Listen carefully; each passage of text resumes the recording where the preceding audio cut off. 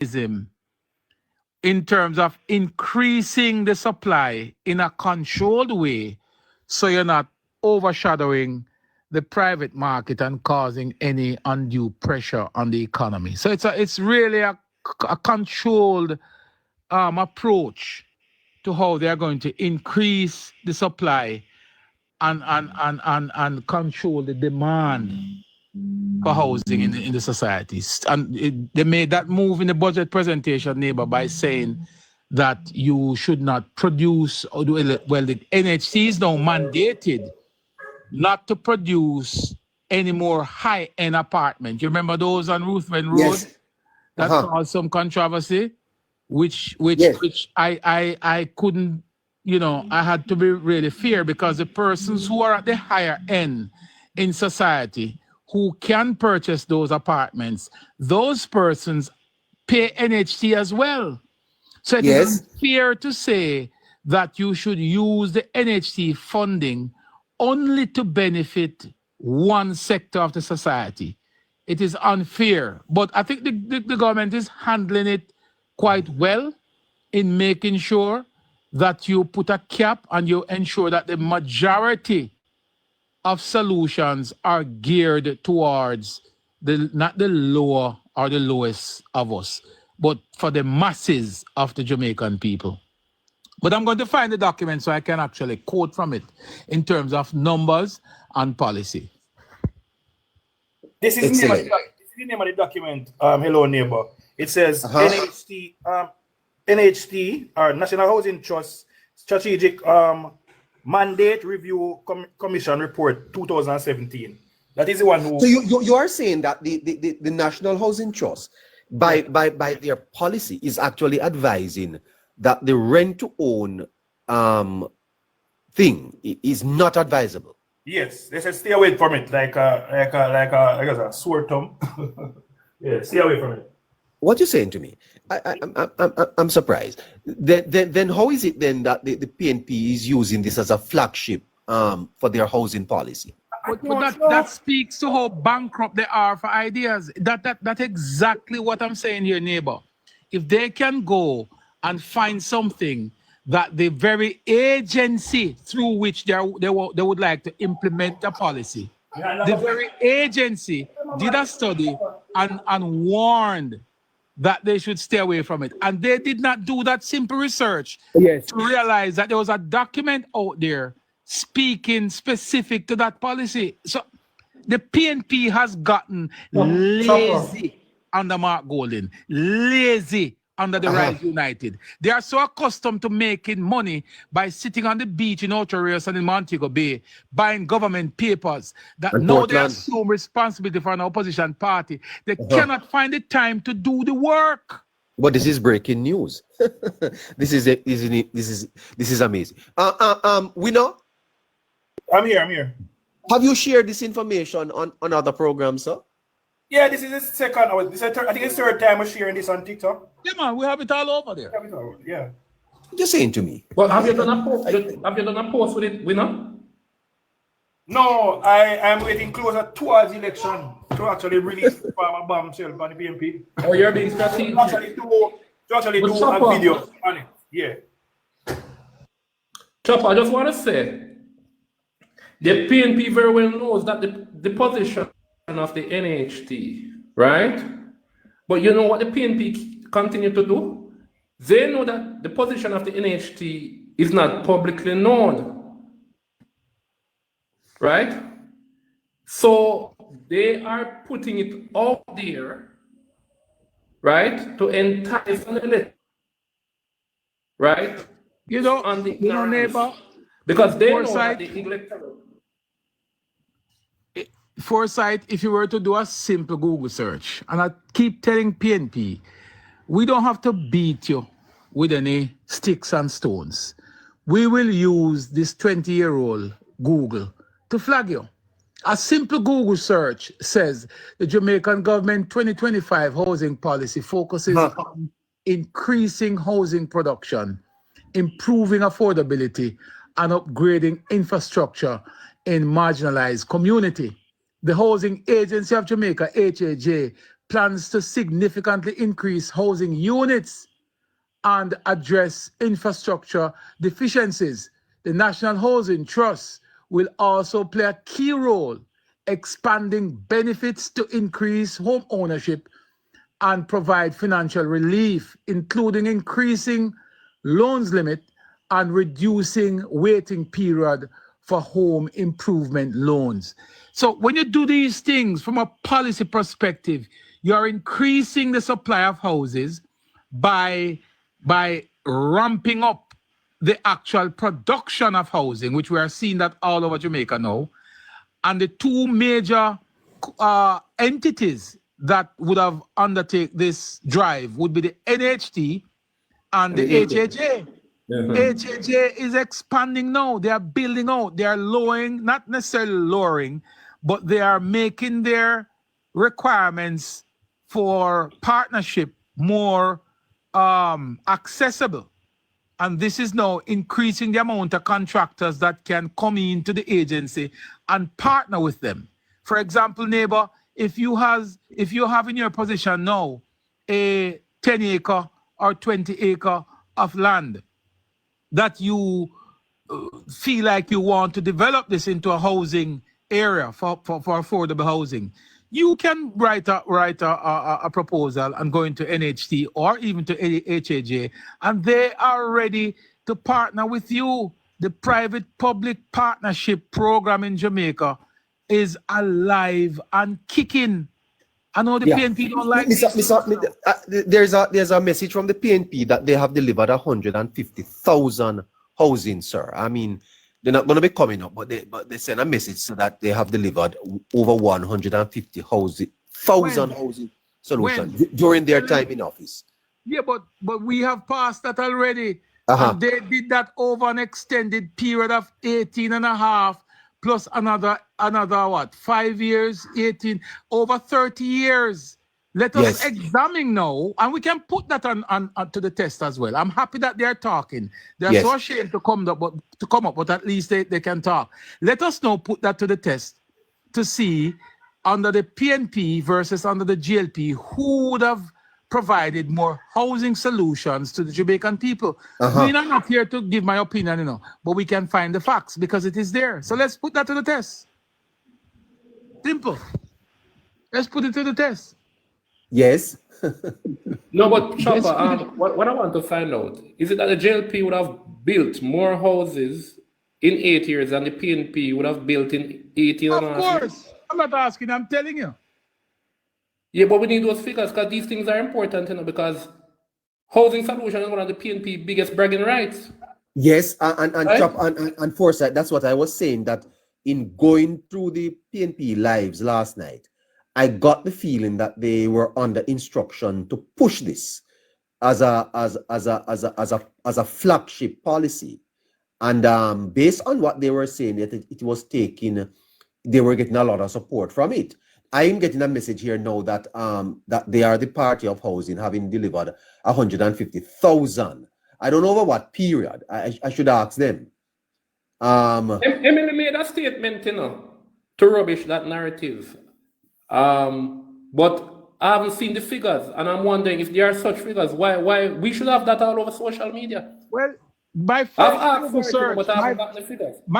Google search, which was in August of 2019, says Holness administration holds the record for most houses built in Jamaica.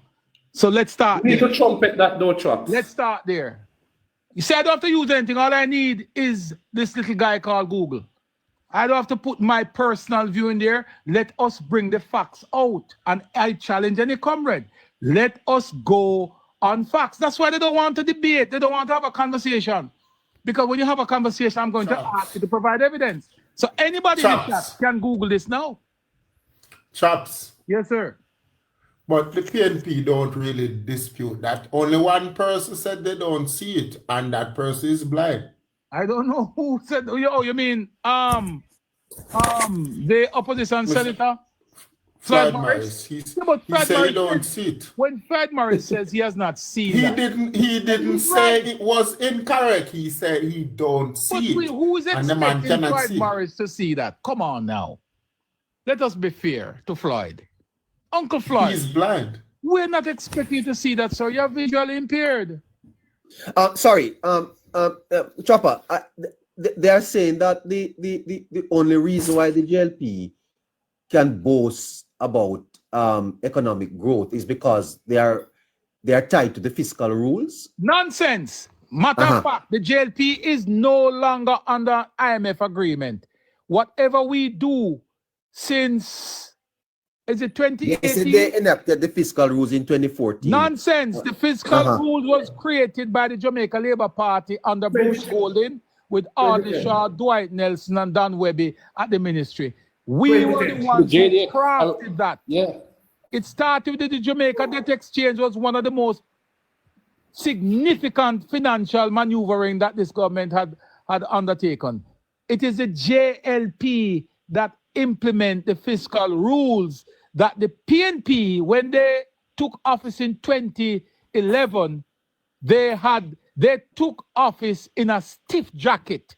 They could not do anything at all other than follow the rules that were laid. It is a JLP who pulled Jamaica from the brinks of collapse in 2008, 2009. We had a global housing crisis in the United States where billions of dollars went under, and we saved Jamaica then, and we saved it in 1980, and we saved it again in 2016. The PNP does not possess a track record of performance, and we can put that to the test any day. What are the fiscal rules, Chopper? Neighbor, what does that say, neighbor? It's on the big screen. What date is that? No. I'm sorry. I wear glasses, sir. My eyes are not too. You have to put me on the big screen so that okay. All right. Let me do that. Let me do that. Sorry, sir. We can do that. Okay. Expand that. All right. You are up there, so okay. What is 22nd day of March 2010? Yes, we know. I thought that came into law in 2010, right? What the PNP did in 2014 was actually to put in an escape clause, which actually benefited us in 2020. I must give them credit for that, because what they did was to say that, listen, at some point in time, the government, during any form of disaster, come on, baby, can suspend debt payments and direct some of those monies. You are explaining the fiscal rules, sir? Yes, I am telling you what happened. What it gave. So the Fiscal Responsibility Act actually gave the government of the day a mandate between 2010 to 2016 to bring down the debt to GDP ratio to 100% of GDP. That was the mandate. Oh God, my baby is giving me a water. You have a baby there, sir. we have to be patient. Babies are precious, eh? Yeah. Lovely. Right, so, yeah, sorry about that. You may not beat out the if I wanted something again. All right, so it's a series of how government would do debt sustainability, getting the GDP to 100% of GDP by 2016. It also involved the restructuring of our tax system and a whole myriad of other things. I challenge Jamaicans to actually go and read the document. It'll give us some insight about how the government was thinking at the day. No, the PNP got government in 2011 of December, and they would have continued with the mandate of this because it was law. In 2014, they decided to listen. We're going to put an escape clause in it, right? So they would have put an escape clause in it, and actually, at that time, now, because you would have reevaluate the debt in terms of where you want the target to be. Those are some of the things that PNP did. You have to give them contribute that they carried out the process. They put in the escape clause, but the birth and the idea was not the PNP. Okay. All right. So well, what I tell you, they are flooding me with information, but I'm gonna leave that alone. You hear, sir, because they're not coming on the program. They're sending through They're sending through notes. They're asking you to talk about inflation, winner. What is inflation? That we have the worst inflation in the English-speaking Caribbean?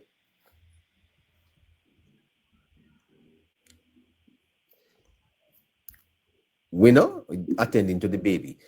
Foresight? No. None of the guys are. Boy, I tell you something because of the fact checking and the research. Sorry, Bridget. He might bad me for juice. I have to give him juice. Give him juice, man. Give him juice. Mommy's not home? Yeah, Mama is here, but she's busy. You know. Okay. All You're right, gonna carry the pick up to me. Yes. Done. Oh, you don't know. Lord have mercy. All right, go ahead. Now, we were saying now. Inflation, winner. Yeah. The PNP is saying that today's Jamaicans' rate of inflation is the second worst in the English-speaking Caribbean. Any comment on that? I mean, absolute garbage. I mean, we have a mandate. Too low of inflation can trigger a recession. I don't know if they understand that. And too high of a inflation can also trigger a recession. So the BOJ, it was this government that thought, listen, we need to free the Bank of Jamaica from the government control, right? And make them the statutory body that they are today.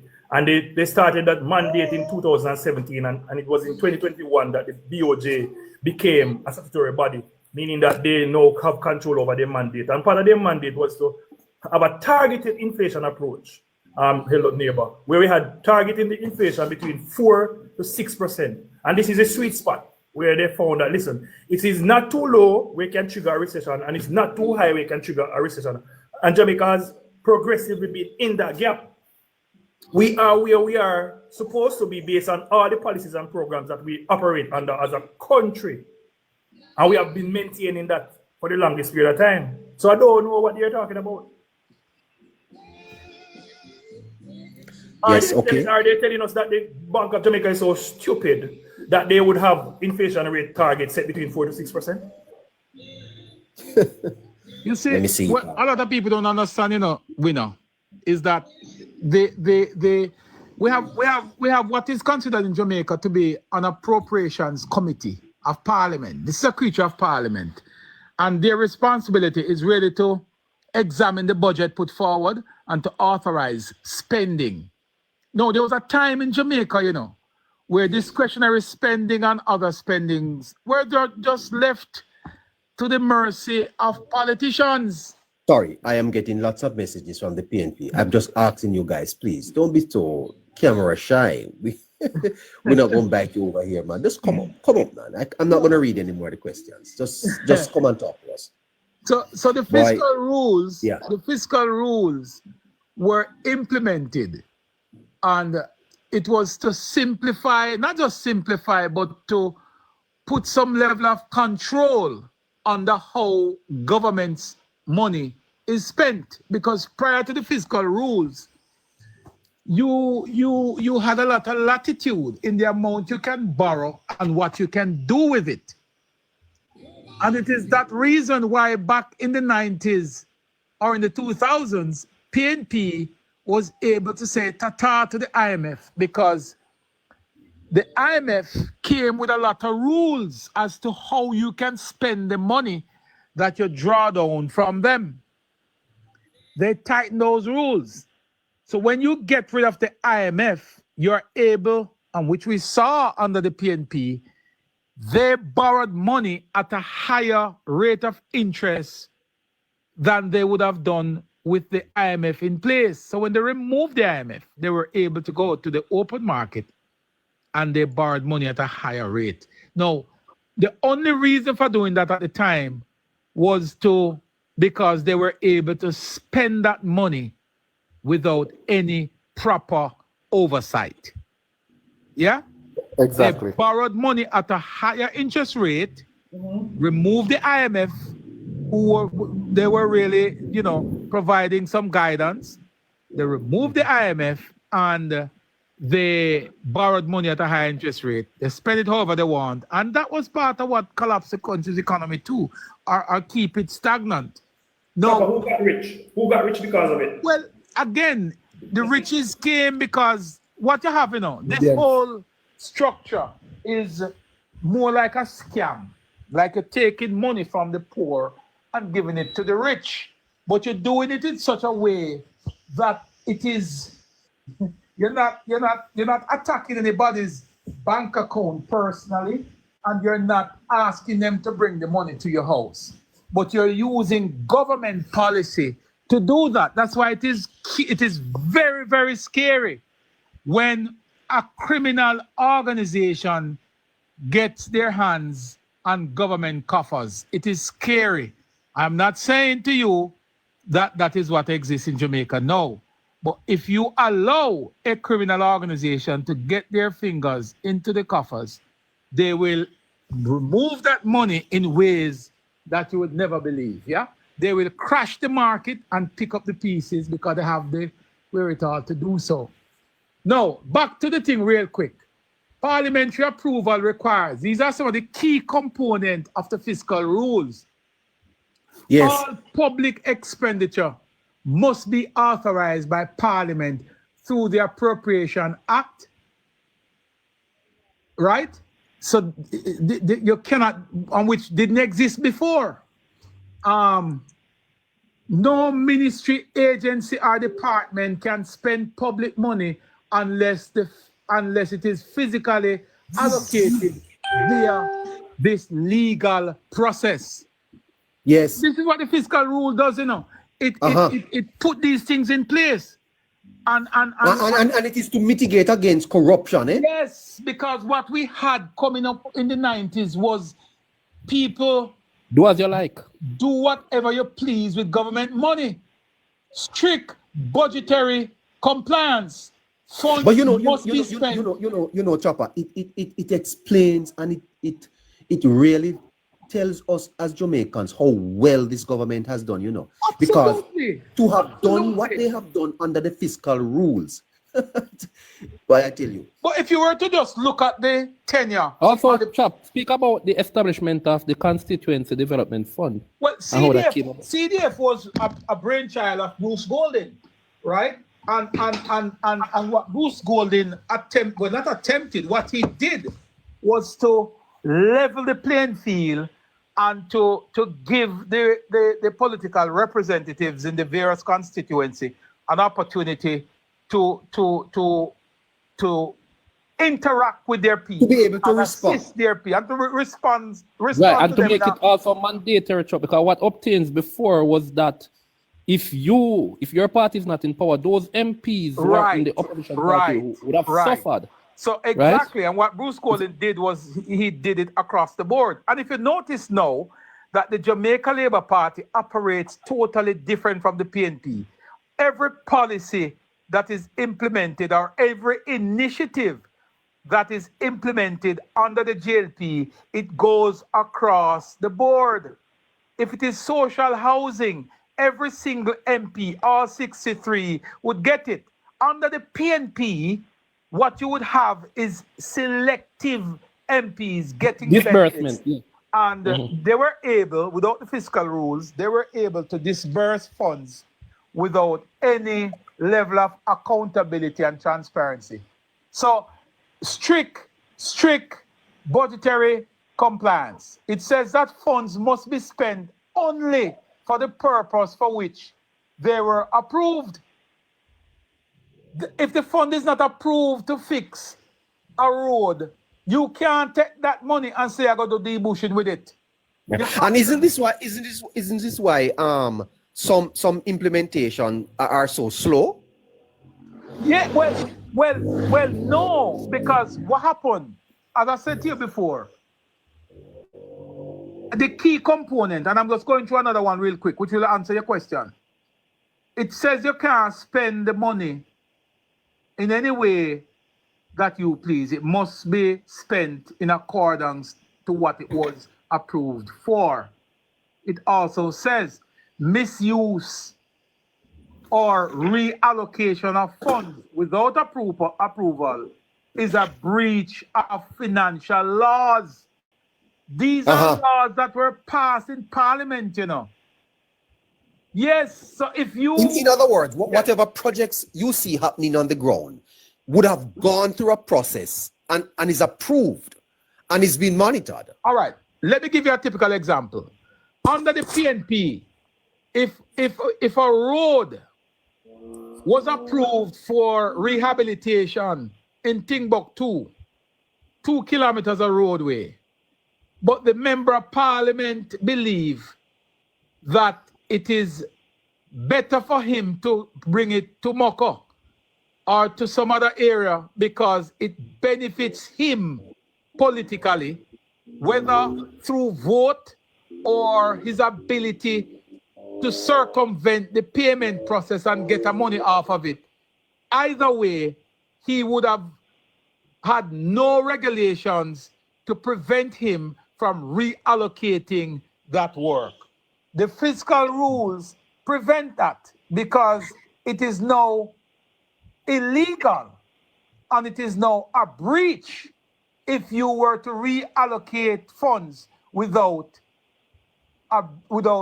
approval. No, not to say that if funds were allocated to do a project at Timbuktu and in consultation with the constituents and the stakeholders, a decision came up where it would be better spent somewhere else. It doesn't mean that that cannot happen. But the key component here is that you must seek approval. It says ministries and agencies must physically account for how much funds are spent, right? With receipts, documentation, and financial reports. The Auditor General Department. No, I was saying, Chap, I think that's what neighbor was saying. They said that would slow down the process, which, you know. Which one? Which one would slow down the process? No, the fact that it has to go through a process without the MP himself having to, you know, can make a decision on his own. Yeah, you remember when Mr. Blight, Mr. Patterson told Mr. Blight that the paperwork is to catch up with the on the Operation Pride. Yeah, so he must do what he do, and then the paperwork will. His paperwork will catch up with it. Yeah, that couldn't happen today. No. But the truth is, remember the Spark program, you know? This began what, 2 years ago? Right. No, the Spark program was implemented quicker than any other project in this country, you know. And it took 2 years for us to actually see the physical work taking place. Yes, and that is to me. A little break. So when you hear people saying that it's because of election time where the Spark program, you know, is being rolled, they don't understand that the process started. You're right. It's just that. But the problem, though, you know, guys, notwithstanding that, though, you know, foresight, we have to agree, though, that the process takes too long. The process that exists today in government to get things done is horrible. Yes, it has improved, but it is terrible. And that is why tell us a little bit about that, Chopper. I've always wanted to tell us a little. Don't spend too much, but just tell us about it. Say for example, a member of parliament has a piece of road that he or she wants to be paved. What happens? How it actually happens? So it's very easy. 3/4 of the process is easy. A matter of fact, if you were to break the process into 5 parts, the fourth part, coming up to the fourth, would be easy. It's the final leg of it that is always a problem. The constituents complain about a particular piece of road. They write to the MP, they talk to the MP listen. The MP takes that concern to, would have done the necessary legwork in terms of scoping the area and bring that report into cabinet to say, hey, I am requesting that this piece of road be fixed. Yeah? No, he sends it to cabinet. He's not a cabinet. He sends it to the agency, to the Ministry of Works. The Ministry of Works, then through the minister, of course, who sits in cabinet, would bring that to cabinet. Cabinet approve. No if, ands, or but. Cabinet approve right away. Yeah? The ministry, through the minister again, or through the prime minister, would do the allocation. Sometimes the allocation is done publicly in parliament, and the money is sent. The money is available. The money is sent to the agency. Yes. The problem we have, folks. From the Ministry of Finance. Yes, remember that it's done now, you know. All the I's are dotted and the T's are crossed, and the government say, yes, we have the money. Ministry of Finance say, yes, we have the money. The agency already do the scoping. The costing is there. The BQ is done. And the money sometimes is allocated. The money is then the sent tender to the agency. But then the agency now. Of the tender. Tell you, my brothers and sisters, if you want to know what will unlock Jamaica's true potential is when we start to hold the agencies to account. The agencies are our biggest problem. Because I was talking to somebody yesterday and it was the same point we were making. Yes. Yes. The agency is where everything clog up now, because the agency now the agencies don't view things when you bring it to them, you know, to say, let me find every possible way for this to work. The agencies, in my view, look at it as, how can I get this not to work? The agency, in my mind, always sees the glass as half empty. And I'm saying this to you as someone who has worked very closely with a few of the government agency, and that is my finding. That is what I find. And I will give you a very classic example. Yeah? When hope houses are to be constructed, and for example, and I'm not knocking these guys, because a lot of them are young people, they are not political, they see things just the way it is written, right? And they would go into a space and they go to view, let's say, a house, a person who is to receive a hope house. The house costs a certain amount. There's a certain amount of money that is allocated for the house. Don't believe that they are going to try and bend backward to make it happen, you know. Because the only thing they see is what the cost is, what the drawing says, the requirements are. They will not say, or even look at the individual to say, but if we don't approve this individual, we will not change that life. This person's life will not be better. They don't see it from that side. And I'm not knocking them. But I'm simply saying to you that if you believe that there's a problem in this country with politicians, you make a sad mistake. The politician most of the time does what is necessary to get projects completed. It is the agencies that the difficulty lies. It lies. So tell us now, Papa, when that piece of road, the ministry allocates the resources to the agency, what the agency is to do? The agency puts it out to tender, and then the tender process now is where it gets dicey. Because there's even a section in the tender that says, when you put it out for tender, and the person's tender on it, they bid on it, there's a bid box, there's an open day for the bid, the contractors come in, the agency open the box, and they will look at the different components. Not all the time the cheapest person is going to win the bid. That's not the issue.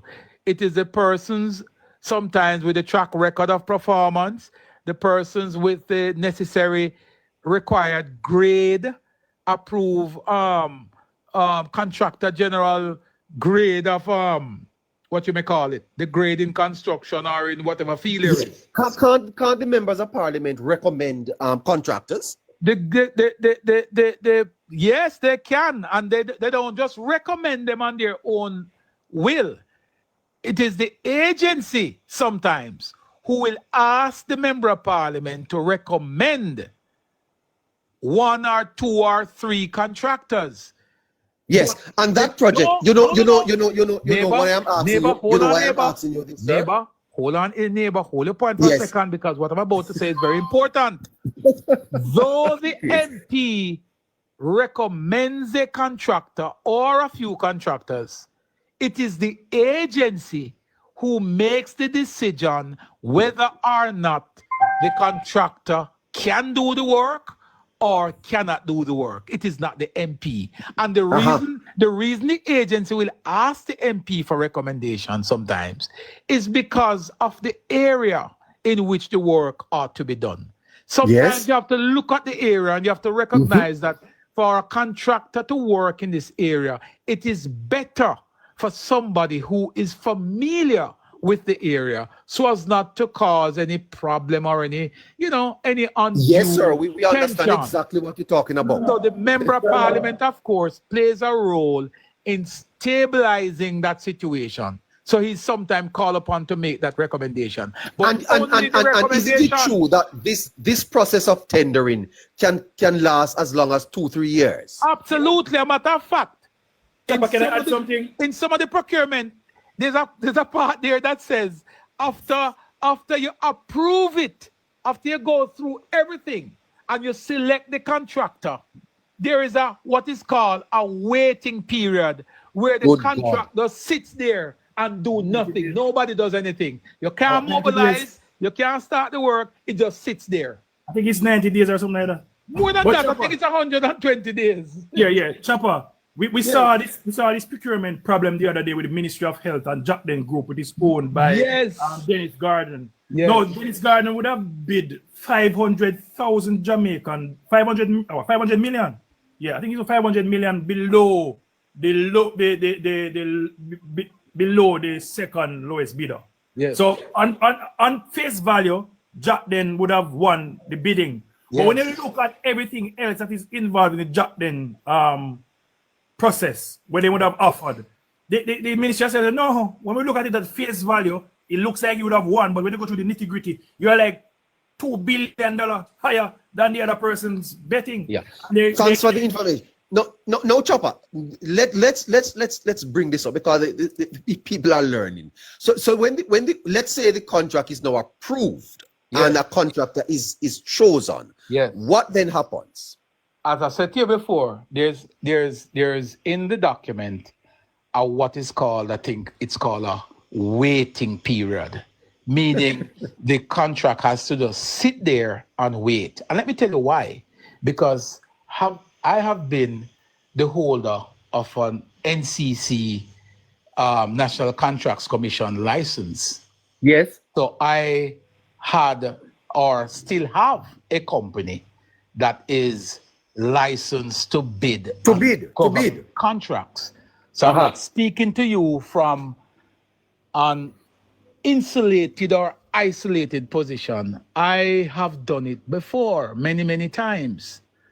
Now, the reason for that waiting period is because even after the contract is signed and the agreement is done, there could be something from way out of left field that can come in the mix. We have seen it many times. And the reason they have put that in the mix, is because of their experience as well. They would have seen on more than one occasions where a contract is awarded, signed off, and good to go. But here comes somebody from way out of left field, say, hey, I see you put up a sign down there saying that you're going to build X here. But I have a title in my hand that says that land is mine and you never talk to me. Yes. So my God. A lot, and there are other things too. I can't speak to most of them, but I know that these little caveat is there because there have been experiences in the past and they are trying to mitigate against it. But the truth is, I wish Chopper, that the Jamaican society, students would understand how government works. It is the most, because I think government would get more support. Yes, and that's why I think that government must take some time in simplifying how government work. Let me tell you, because some of these poor MPs, sir, that will even some of them would have gotten voted out. It's because of the agencies. But can I say this to you, my brother? But that's why we have RG Marks now. Yes, there are several members of parliament now, JLP members of parliament, and probably PNP too, who, if you were to check their staff complement within their office, you would not find a single individual who has the experience of working in government before now. Think about it for a second, That MP won in 2020. and his entire or her entire office staff has no one in there who has ever worked in government before. In other words, they have never worked with an MP before. They don't know how to access government resources. They don't Maybe the understand MP, the rules. him or herself, don't understand the process. Precisely. Think about how many new MPs we have. So when that happens, it hurt the constituents and it hurts the MP. My suggestion, if I were to be asked, is that something must be put in place to strengthen those new MPs to ensure that they can maximize their Absolutely. potential. Because that has been a problem. Most of our new MPs did not get the proper training on how to navigate the treacherous road of accessing government resources. Yes, and that is why some MPs do better than others, eh? Absolutely. The MP who understands government more is the And one who- don't some get frustrated and just don't do nothing? Of course. But some of them, Chops, some of them the resources are there and them can't even access it. Go ahead, my brother. it's a message problem, I think. I think the party needs at this point to make a deliberate effort of coming up with a strategy tailored specifically, right, to get the information out there to the average man on the street, right? The average everyday person that was on the street. Not me not talk about a degree person now. We not talk about persons who might be of a certain intellect. I'm talking about the average Jamaican should be able to understand how government works. And I think it is time for the party to carefully. But the man on the street is a problem, you know. The man on the street is not really a problem in a foresight because the man on the street listens to his or her political representative. The problem is the political representative sometimes don't know him head from him foot. So him can't. Some of them is scared to even face the constituents, you know, because they don't have the answer to the problem. Even though, and I'm telling you, people believe that sometimes the MP don't want. The MP afraid to come to you because when you tell the MP of your problems and the issues that you have, the MP in most cases, or in a lot of cases, don't know how to answer you because they don't know what to tell you. The MP, most of them rely solely on CDF. So if it cannot be done in CDF, dog name your supper. And CDF is only $20 million. How far can CDF go? An MP told me last week that the CDF committee hasn't even met. No man, CDF committee meets. I think I understand that enough, but I think that has been failing. You know, the idea of we leaving it up to the MPs to, you know, I mean, spread the message or to share with the common man, right? I think we have not been. That's what we have been trying to do over the years, and it's obviously not working. So, but we haven't been trying to do it. The one time the party leader tried to do it, we got results. We have not been doing it. The one time Andrew decided that he's going to crack the whip over the back of some of these lazy MPs, we got results. That's a fact. So Chopper, the Prime Minister did speak of a job description for MPs, and I think some pushback. I'm sure that he's getting some internal pushback. What is your view on what a job description would look like? If you were to put a job description in place, you are treading down a very dangerous road. I don't know what position the party is taking where that is concerned, but on the outside looking in, I know that if you were to put a job description in place, I am sitting here waiting to see it. You know why? Because some of the things that these MPs are asked to do on a day-to-day basis, I am trying to figure out on what page of this job description that these requirements are going to be fitted. Because the MP is the first and last responder in every constituency.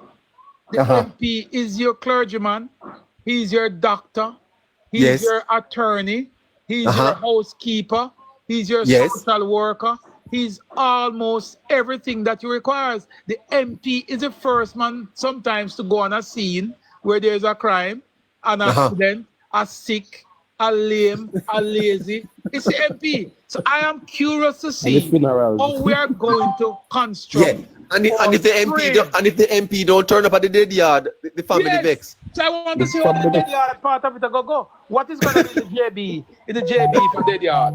Okay. You know, I see where one MP is having 10 funerals in his constituency on a Sunday. How he manage? Huh? An MP is having 10 funerals in his constituency on a Sunday. Yes. How the MPs to manage? Well, and everybody wants MP he got to a church, he got 2 or 3 church, and he got 2 or 3 graveside. And then he got 9 night. Listen, he got the 9 night for some, the night before the burial, and him got the grave digging for some. So if he got the grave digging for that one year, him not forgot the funeral, him not forgot the 9 night. If him got the 9 night for that one year, him not forgot the grave digging, and him not forgot the church. So it is a juggling. You have to juggle it properly. And guess what? You have to also prioritize. Which one do you go to the church as opposed to the 9 night? Which one you only go to the grave digging? What if you don't? Tell me how that is going to fit into the job description. Help me out. Well, I don't know what. I don't know. Just a funeral. These are legislators. Chopper. And I think we have to over the next maybe 30 years. I'll be probably gone by then. We have to look at political representation and what does it entail, eh? Yeah, again, somebody's asking if other countries subscribe to JDs. I'm not sure. I'd have to look it up to see if in other Commonwealth countries or countries in general, if there's a JD for parliamentarians or for politicians. I'm not sure. But to be honest with you, given what we know in Jamaica, I'd love to see what a Councillor Lynch JD is going to look like. Because when the request is coming to him for school, you have a JD? You have a JD as a councillor? So how do you deal with the stuff that falls outside of your JD? Initiatives. So hold on, you have a JD? I didn't know that. So would you mind sharing that with me, sir, so I can educate the public on what the JD is? Or if you can speak to the people that are here. Sorry, who are you speaking with? Councillor Lynch is right here. He's a sitting councillor in the St. James Municipal Corporation. And he's saying that he has a job, a JD. So here you go, sir. Over to you. There's 100 and odd persons and probably 200 on the other side. Listen. Hello, neighbors. Good afternoon, councillor. How are you doing? I am doing well. How long have you been a councillor, sir? I've been a councillor since November 2016. And I'm that's how many years? 8 years, to be exact. How do you find that? Do you have another job, sir? Another job, or you are a full-time councillor? I am a full-time councillor. All right. And your job description comes from where? The municipal corporation? No. So in the handbook, you have the councillor's responsibility, duties and responsibilities. And would you mind sharing with us what are your duties and responsibilities? I can only give you, I can give you based on memory now, right? So your basic responsibilities are one, to liaison and coordinate with NGOs, meaning the community-based groups within your community space. Hold on, sir. To liaise and to do what with NGOs? Liaise. Liaise, yeah, man. And now you're talking about non-governmental organization. So these are community-based groups, for example. What if you can't read? The first duty and responsibility of a representative, you must be able to read and write, sir. Is that so? Yes. Are there councillors with degrees? Is there an educational level that you have to attain to be a councillor? No, you don't have to have any form of educational background or educational level to become a councillor. But what if you're let me ask you a factual question. Why would you want to seek to represent the persons if you can't actually read and write and able to come now, councillor? Aren't there councillors in our system that are barely able to read? There are poor readers, but it doesn't mean that they can't comprehend. As far as I am concerned, I will say to you that we may have quote unquote, may have councillors who are not able to articulate the standard English. But if they go on a political platform or they are making a presentation, I would assume that these individuals would have read through the document prior to going on stage to actually deliver the message. Because nobody can come to me and give me a script no to present no. Yes, but you're saying that they are to liaise with non-governmental organizations. In other words, they have to have meetings and... Liaise doesn't mean reading. Liaise means... All right, so remember that you have different groups within your community. Like basic group, you have either a CDC or a citizen association. That is the two basic groups, all right? Then you have the senior citizen groups within the community space. Then you have the football clubs and other groups within that same space, correct? Yes, sir. All right, so your council's responsibility is not just to sit on the road with the corner guys. It is to go to these individuals, hear what are their grounds and concerns are, and to work to better your community groups. That's one. That is separate and apart from the political atmosphere where the individual now goes to the various corner shops and the side yards and stuff like that to make a communication with the individual sitting there. Right? So your main focus is to liaise with the NGOs. That's the first thing. So football clubs, citizen associations, CDCs, and other entities that are non-governmental organizations. That's one. Two, you are supposed to attend all committee meetings of the municipality. Some municipalities have more. At the St. James, we have 13 committees meetings, separated apart from that of the General Council meeting. Like disaster preparedness. I am the chairman for disaster preparedness for the parish of St. James. Yes, and the man who sits on the disaster preparedness committee, him know nothing about disaster? Yes, I am the chairman in St. James, and I am a former firefighter / aviation firefighter. Oh, so then you look at the competencies of the people before you appoint them to committees. All right. At the St. James Municipal, I only can speak specifically about the St. James Municipal Corporation. Yeah. Right. Since 2016, most of the members are returned as the chairperson based on work experience or knowledge of the area of the person. Yes. Right. So in our place, we have like the finance committee. We have persons who are accountants. Oh. Both the chairman and the vice chairman are accountants. That's Councillor Brown and Councillor Javin Baker. Both of them have accounting background. So these are the person who sits on that particular board. I am disaster chair and I'm also commercial services chairman, which means that I have the retail, sales, distribution, and logistics. And we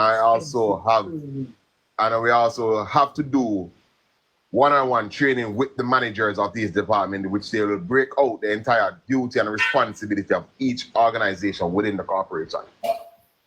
Yes, sir. All right, so in the St. James Municipal Corporation, we have to go through this training level. Right, so although you're appointed as a chairman, right, then you will have to sit with the HODs from the various departments, and you will have to go through a system in which you have to come to the strategic meeting, which you meet with the mayor, and the mayor will ask you, the chairman, to update on the happenings of that department. Right, and if you're unable to, then that's another issue by itself. And that's how the St. James Municipal Corporation operates. Every month. So you have given us two areas of the what you would call the job description. Firstly, you said councillors have to meet with NGOs and community groups, you know. That's right. Get their concerns and then they take it to the council to make representation. And that's where you made representation at the various committee meetings. At the committees.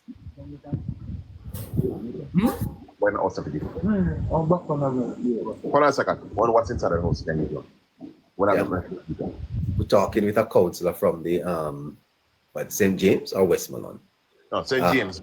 St. James. Yes. Right. Parish council. He's been a councillor since 2016. Sir? Yeah, man. So as I said, at the committee meetings, that's where you go and represent the community members or your division, right? So for example, you have an issue with water, right? When you go to the infrastructure meeting, that's where you discuss the water issues, right? if there is a light issue you have that are the infrastructure also, it may come under different headings at the constituency also, in which you have different committee meetings. You can raise the concerns, right? Because there you'll have the assigned person from the different agencies that will come to the council to give them the report. What is the level, sir, of autonomy that the parish council has? Is it largely autonomous, semi-autonomous, or it largely depends on central government? No, we don't do it. All right, so we are the local board of health. The St. James Municipal Corporation of all municipalities are known as the local board of health.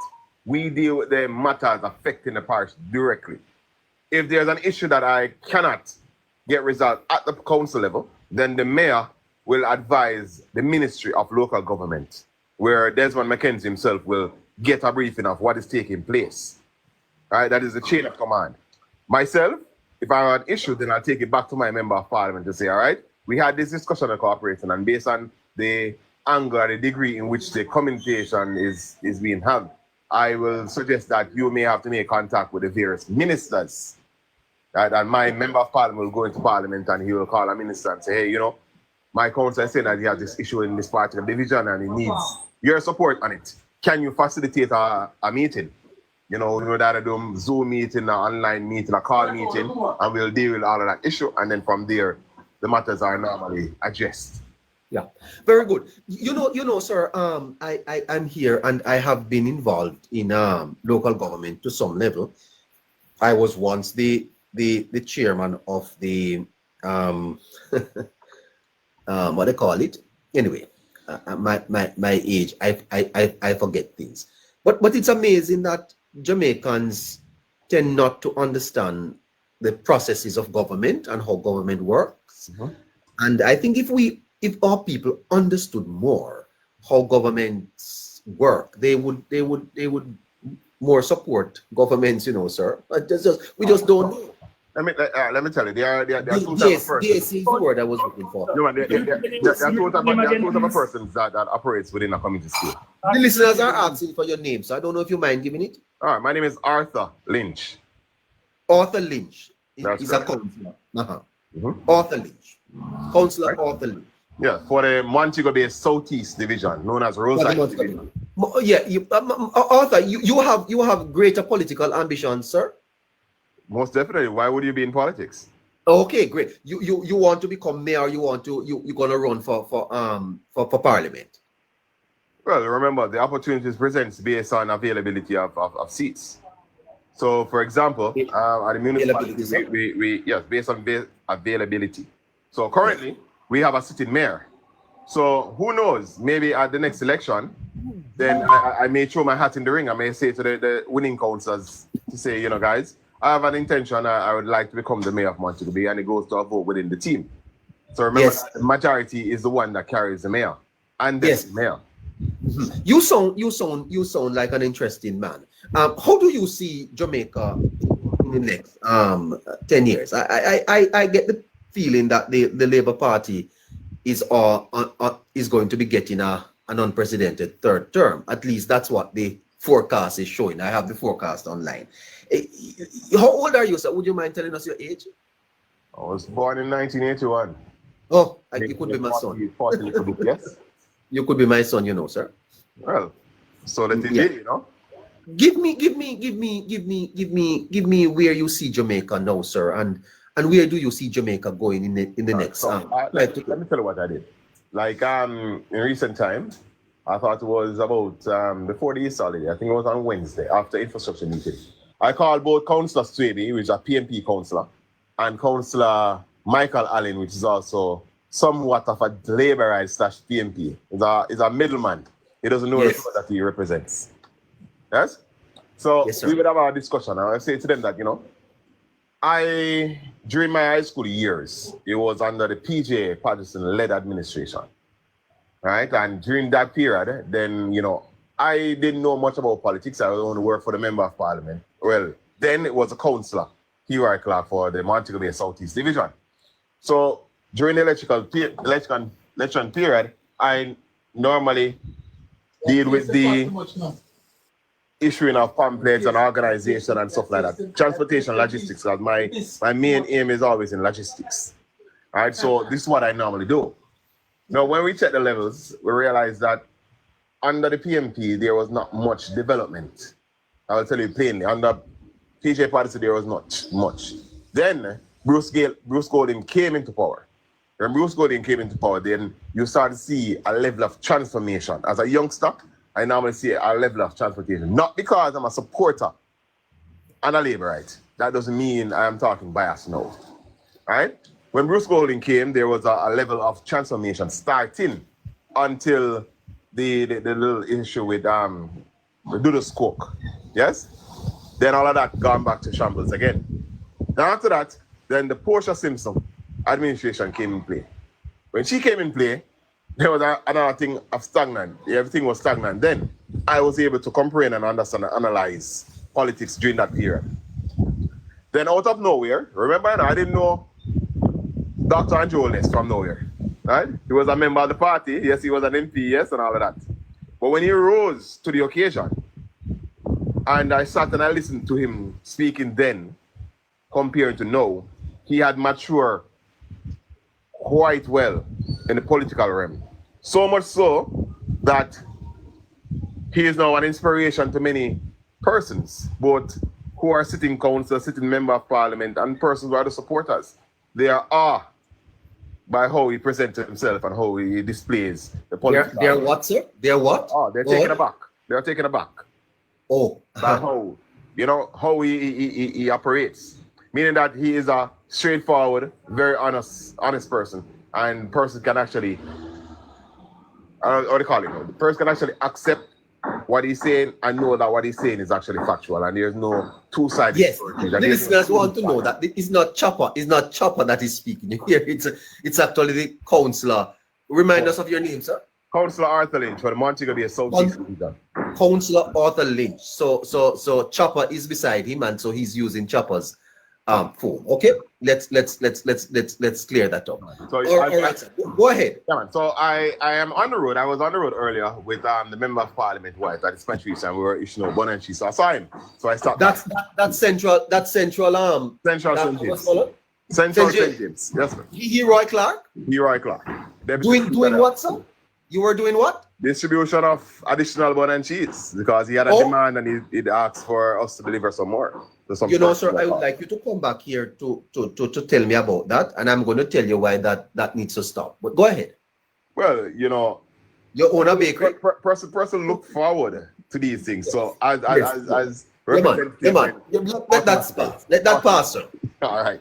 Yeah, man. So as I said, so the Andrew-led administration came. So since the inception of Andrew Holness becoming the prime minister, right, up to a baby as on breast now.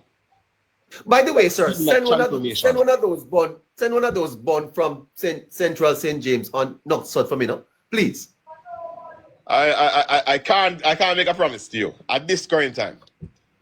Based on the numbers that we got, it is based on the request that the MP got.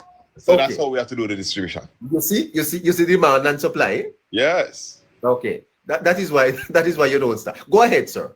Yeah, man. So as I said, as soon as the even a baby and breast now we'll see the development taking place. So I will not tell you that the PMP didn't create a draft of a project plan. But the Andrew-led administration is an implementer of the projected plans. You're saying that as a councillor in the St. James municipality, a councillor since 2016, that you are saying that Holness is an implementer. Yes. Okay. Right. For example, a typical example, the Spark program. Now, we understand that the member of parliaments get an allocation and the councillors get an allocation. But based on the allocation, they are not able to do so much work. And maybe in his meeting with ministers, he would look at the possibility of why not create a program, right, to do either the patching or for us to do a certain amount of roads within a certain space of a constituency. Hence, he would have implemented a project. My question to you though, Mr. Lynch, is that you have aspirations no doubt to be further in the politics, even member of parliament one day. I want you to tell us how do you see Jamaica from here going on? You are telling us about Holness. I want your perspective on Jamaica and its development in the next 5 to 10 years. All right, so let's keep it in a reasonable projection. When in the next 5 years, from my perspective as a councillor, right, I see that we will be able to do much more based on the trajectory itself. So in my division, I will tell you that when I got it from the People's National Party, there were more than 15 roads that was impossible. Right? And since being a councillor since then, using only the parochial revenue, this has nothing to do with the member of parliament.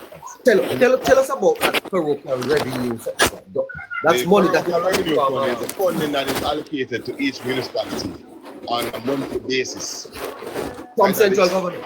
Yes, from central government. That comes down to the corporation. For example, say from the parochial revenue fund, that is tax collection. It is sent back to the municipal corporation from central government, and it is divided amongst the number of councillors, sitting councillors. At St. James, we have 17 sitting councillors, inclusive of the mayor.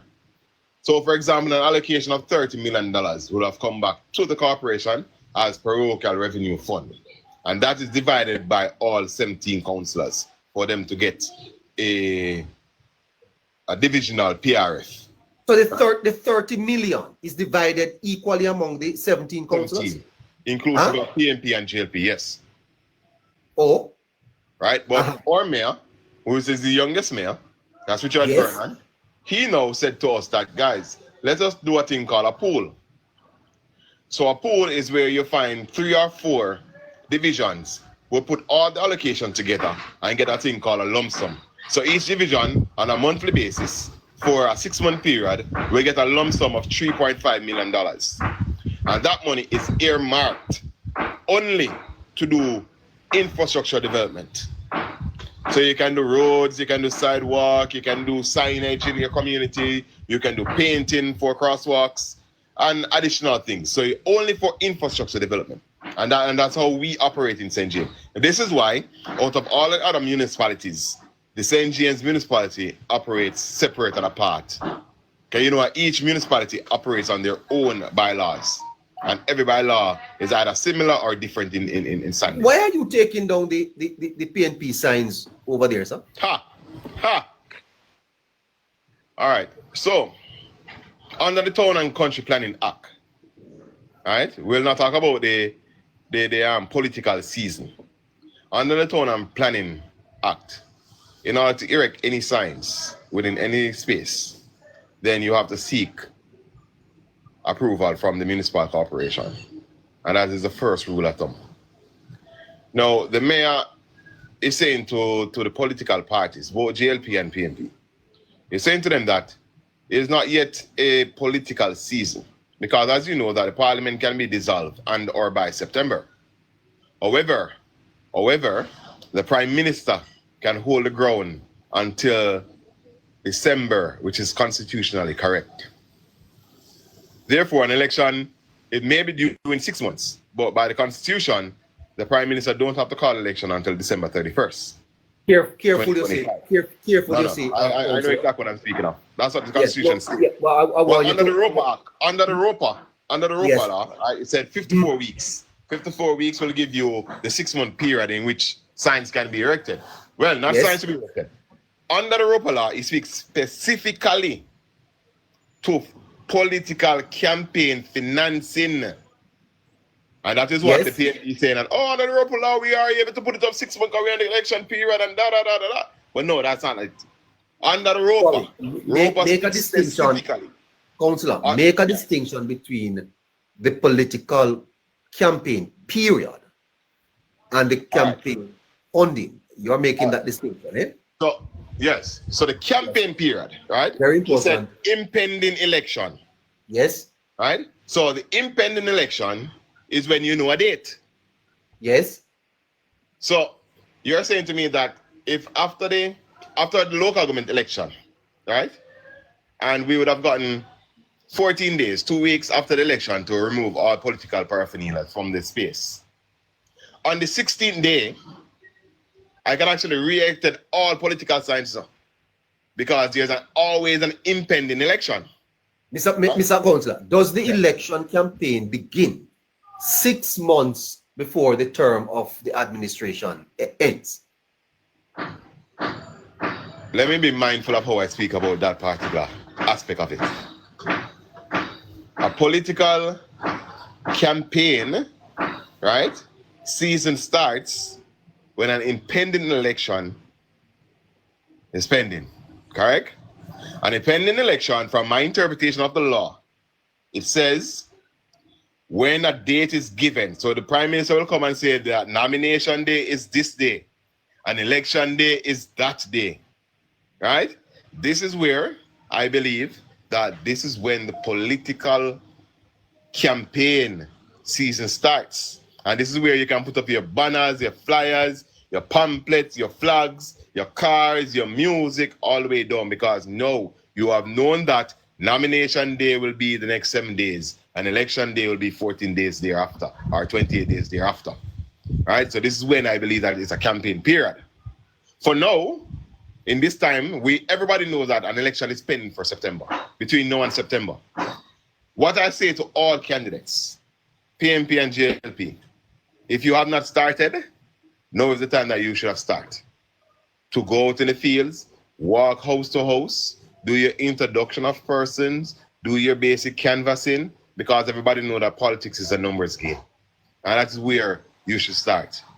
So whenever the Prime Minister announces an election, that is when, from my interpretation of the law, that's when persons should now start putting up posters. Because you know that these billboards and flyers and posters that goes up in that political period, the municipality technically has no jurisdiction over it. The persons are given the opportunity to erect flags, erect signposts, etc., etc. Until the election is, until they close the polls, they have 14 days in which they should remove all. That is going to be left to interpretation, though, Councillor, and don't want to spend much time on it. But why are you taking down the signs? No, I'm not taking down the signs. What do you mean you're not? The mayor not taking down the signs? I know the mayor go out. The mayor instructs. The mayor. Hold on. It is not the mayor who is taking down the sign. It is a committee meeting, which is considered a full council meeting, where both the PNP minority and the Jamaica Labour Party majority had sat and discussed.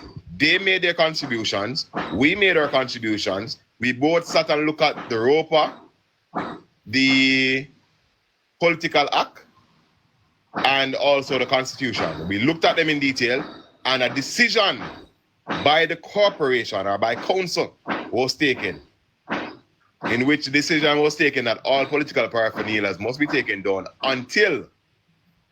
So the PNP agreed. The PNP agreed to this, sir. They were able to contribute to the discussion. And remember that if it goes to a vote, they didn't object. No, they did not object. So they agreed, in principle. Technically. Was there a vote? Yes, there was a vote. And what was the vote? I can't recall at this moment to tell you that. Yes, it was all 12 to 6, I think it was. I am not sure, because the chairman cannot vote, because the chairman was in infrastructure. He cannot vote. So the other council sitting in that council. There are 6 PNP now, and they're all voted. I'll tell you that much. Okay, great. No, not a problem. But has that matter been resolved, sir? And the signs are back up? No, man. The instructions still stand, because remember, a full council meeting decision is not one that can be reversed so easily. Okay. You expect Heroy Clark to take the St. James Central constituency again? Without a doubt. Without a doubt. My understanding is that there's problem in West Central. You hear about that? I can't speak of another constituency. I only can speak about really, Councillor. I understand that St. James is a votes as a constituency, as a team. You have a very strong organization down there. Yeah. Come on, you know. The West is the West. Yes. And we in the Western Parish of St. James are a united team. Yes. We may hear things, but remember that all politics are local and Yes. politics are a numbers game. So not because you hear the naysayer saying this and the naysayer saying that. Remember that all politics is local and politics is a numbers game. Yeah. How did you do in the last local government election, councillor? You won all your divisions? All the polling stations? Yes, I No. Not the divisions. What they call them? How many divisions you have there? Yes. Not divisions. Or you're talking about polling stations. Not the stations. PDs, you're referring, but they are known as polling stations. We call them polling divisions, but they are polling stations. I see. All right, I have 34 polling stations in my division, and I only lost 2. Hold on. That is you're in St. James? Yes, I am Montego Bay Southeast. Hold on. And let me just find some information here. Listeners, this is so interesting. You see, I'm going I'm trying to see if I can get the results of the last local government election. What were the results of the local government election in your constituency? And in my division, Constituency. I'll have to add all 3. If it is, remember.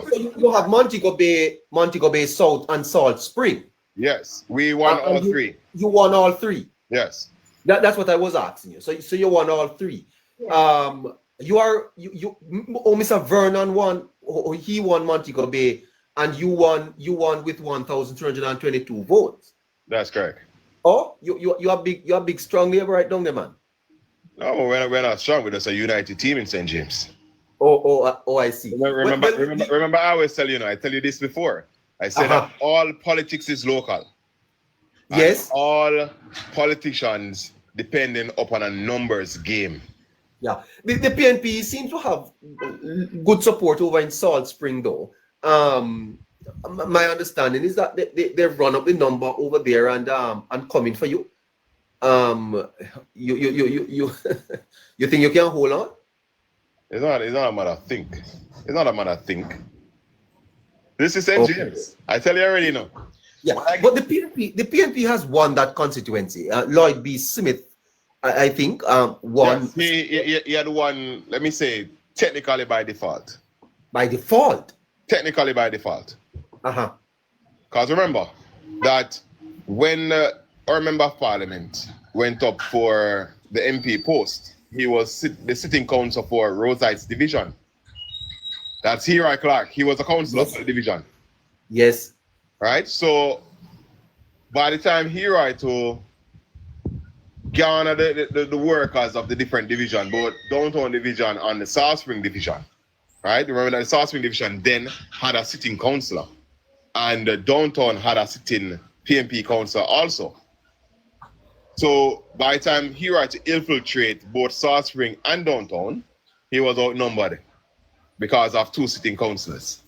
Hence the reason why Libby won. If you look at the marginal, he didn't win by much. If you look at it in detail. Yes. Right. So Libby won by default. I will tell you that. Oh. But you feel that Heroy is going to get is it his 3rd term or is it 2nd? He's going up for his 3rd term. You think he's going to get a 3rd term? He will get a 3rd term. And the party you think will get a 3rd term in government, eh? Without a hesitation. And how many seats are you looking at, councillor? If I am to tell you, you probably laugh. No, man, I will laugh. So tell me. Remember that there are 63 constituencies. I'm looking for 53. No, sorry. There are 63, and I'm looking for 53.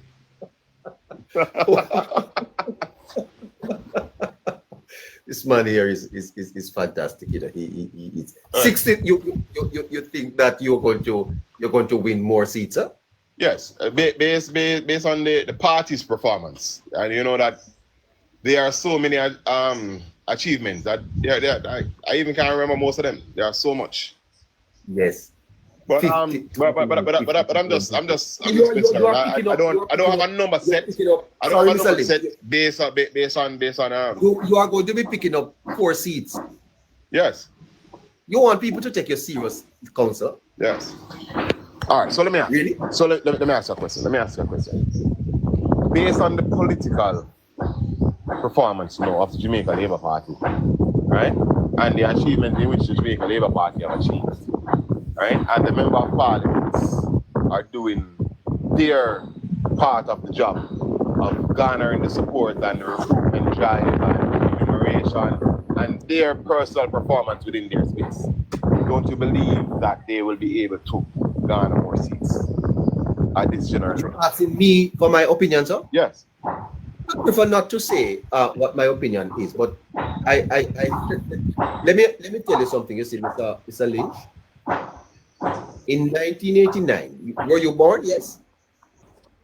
1989, yes. Yes. And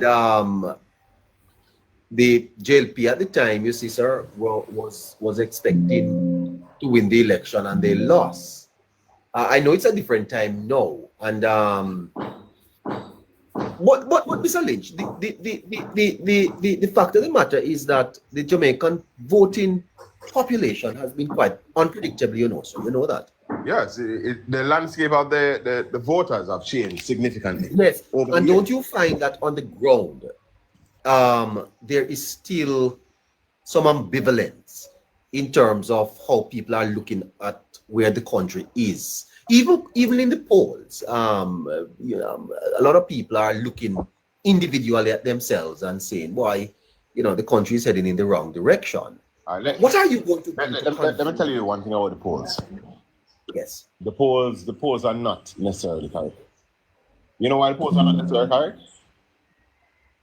If I'm to take you right now and say that I'm hiring you under the Blue Dot poll system, and I said, come into the area, and I said, all right, when you come, go to an area called Megitop, go to an area called Sean Crescent, and just interview random persons. Do you think that you'll get a true reflection of St. James Central? Give me a second. Counselor, I have to take a call. Hello? Good day, how are you doing? Hello? Yes, I'll call you back. We have online the counselor, Mr. Lynch from Manchester Bay, Councillor Lynch. He doesn't really pay much attention to the polls, and he says that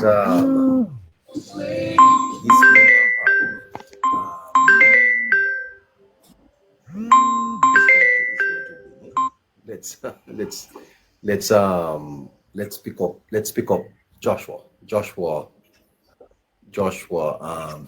James. Let's pick Joshua up. Yes. Councillor, it's brilliant talking to you, sir. And I tell you the truth, you sound like a man that has a future in the politics. I hope that you will stay in the politics. You know, Mr. Patterson gave a brilliant piece of advice. Joshua John is going to be talking to you. He says that let me see if I can find it. Joshua, hold on for me. Don't leave there, Councillor. You're a young man that we want to support in the politics. Go ahead, Joshua. Talk to Councillor. Greetings, Councillor Lynch. How are you doing? Greetings, how are you, sir? I'm well, sir, by the grace of God. Very well. You know, first of all, I want to commend you for your enthusiasm, plus the hard work, plus the optimism which exists down there. I think that is the beginning of any success. But as you are aware, and anyone who has been studying politics for a while knows that these are not in and of themselves enough to win a seat. And there are three things that I would suggest, and I deliberately asked for you to remain online because I wanted to say it while you're here. One, never get overconfident. I think it's even far more dangerous than a lack of confidence. We are not, let me tell you why I'm not. No, I'm not saying you are. It's just throwing it out there because I've heard us time and time again to say, boy, this one is in the bag, this one is in the bag. And when we have that kind of mindset, and I'm not saying that we shouldn't, sometimes those who are listening becomes complacent. So it's not you, it's not just your team, but right across in terms of the supporters, the voters. Not to cut you off there, but this is the thing. We have politicians or persons, let us not say politicians. Let us say we have workers of the party and supporters of the party. And every day they get up, they are on Facebook, Instagram, TikTok, and other social medias talking about this and talking about that. But the true work of the greatest political party, as the Jamaica Labour Party, was a person having their 1 in 20. When I can sit here and say, all right, Joshua, how many persons do you have to take out on election day? And Joshua can say to me, I am sure I can take 50 persons to the polling station. And that is how you know if the party is in good stead. And that is how you know if a candidate is able to win.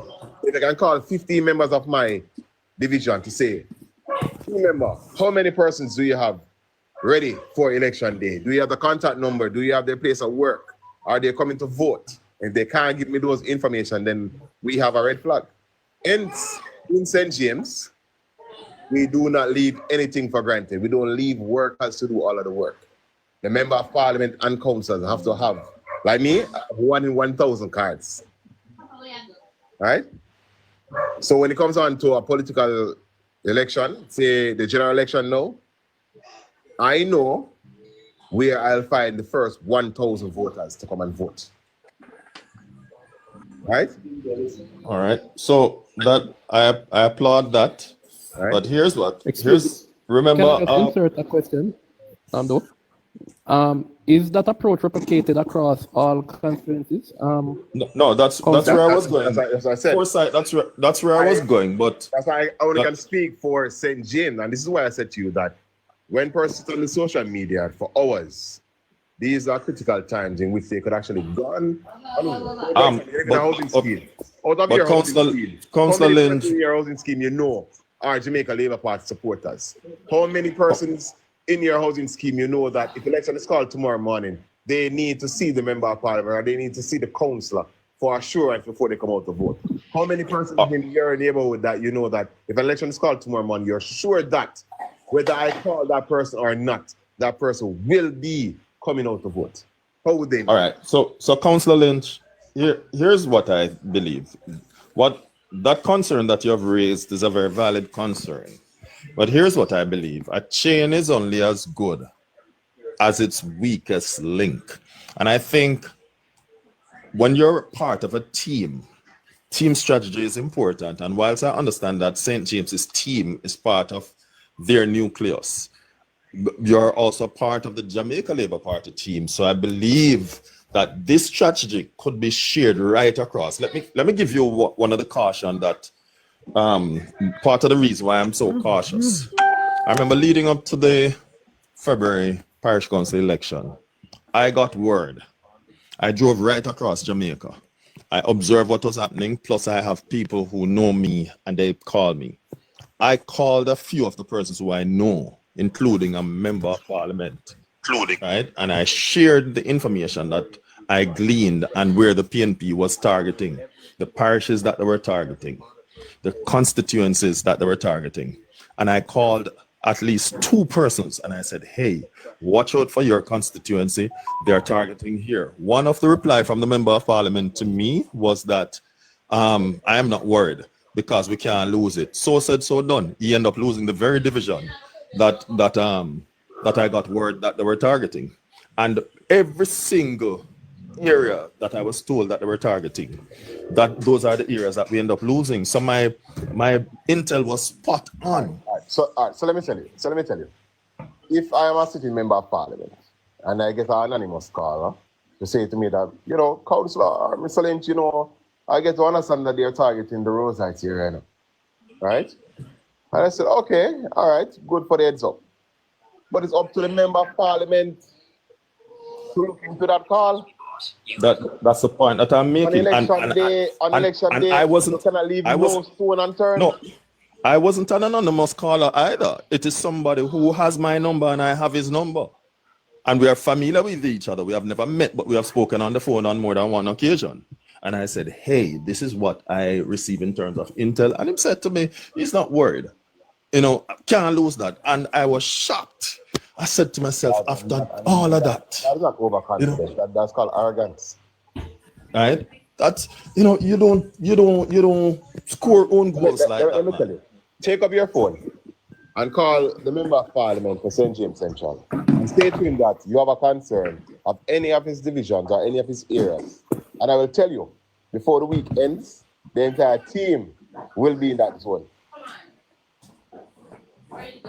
I was upset, and all the areas that I got intel on were end up being the very areas that we lost, every single one of them. Right, and I was upset because I said to myself, imagine, I got these intel and I did my part. Plus, when I was driving around, I saw what was happening in terms of the sea of people, and because I deliberately checked for myself, I said, okay, I'm not just going to take information, I'm going to check. And after all of that, so I'm saying to us, yes, your constituency may be locked down, but when you have your meetings, you share it, and the strategies, as much as is possible, should be replicated right across all 63 constituencies to say, hey, you're going to tweak it accordingly, but you're going to replicate what you have. Remember that the party leader would have and always had remind the member of parliament that the only reason they are a member of parliament is because they had gone to the people. If you had gone to the people for support, you must always stay with the people. And if you're here to stay with the people, then you're putting yourself up for a failure. Right. So one more thing there, neighbor. Another thing that... Yeah, just wait there a little bit, Joshua. I understand that there is a member of the People's National Party that wants to come up to explain the rent to home. Yes, comrade, please send us the request and we'll be able to take that soon. You're giving them a free advertisement. And then at 20 past 1. At 20 past 1, we're going to go to Saint Trelawney and Saint Anne. So the political forecaster is here. 20 past 1. So that's 6 minutes. By the way, Delroy Dobney is on the ground in Portmore right now. So and he's canvassing with a few of our people. So right. Yes. So I have contacts for at least 2 of them over there. Yes. All right. So probably later on you could make a link. Plus I don't know if he himself is free, but I also have his contact. Right, and I understand that there is a push being made by the Jamaica Labour Party to send Fitzjackson into political retirement. I think he should go and work for the bank. He should work for him. I think NSWMA on one of the trucks is better. Nobody serious. He likes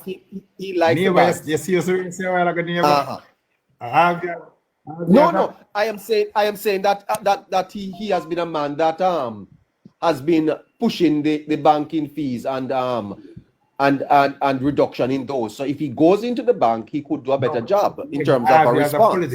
I like your political strategy. Hold on. Let us end with the councillor. Better, councillor. Yeah. All right. So the councillor is there. All right. So I'm still here.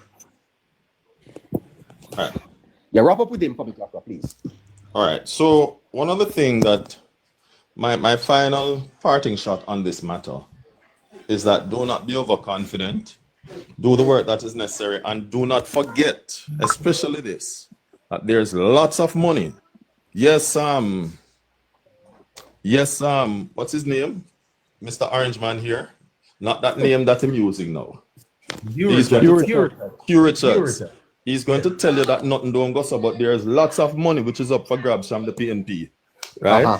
And it should not be overlooked. I can only say the politician and the Hold council on, with hold what on, the hold on. council Let said. us Canvas is what win election. Wait, no, sir. Councillor, Okay. Yes, I'm still here. but it was really nice talking to you here, man. Very well. It was nice talking to you, and I am proud. I am really proud of you. I must tell you the truth. I have had some very bad experiences with councillors, but you are impressive, sir, and I really appreciate it. And keep doing the work you're doing in Central. Head is hurting. Yes. He's a qualified councillor. Can he speak well? Yeah. He use Well, English language good. I don't know about the speaking well, but I'm impressed with his knowledge of Central St. James.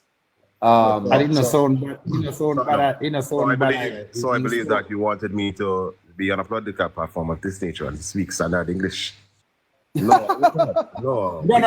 I'm just saying, councillor. What I'm saying, I just troubling them, man. I'm just saying, you know. Yeah.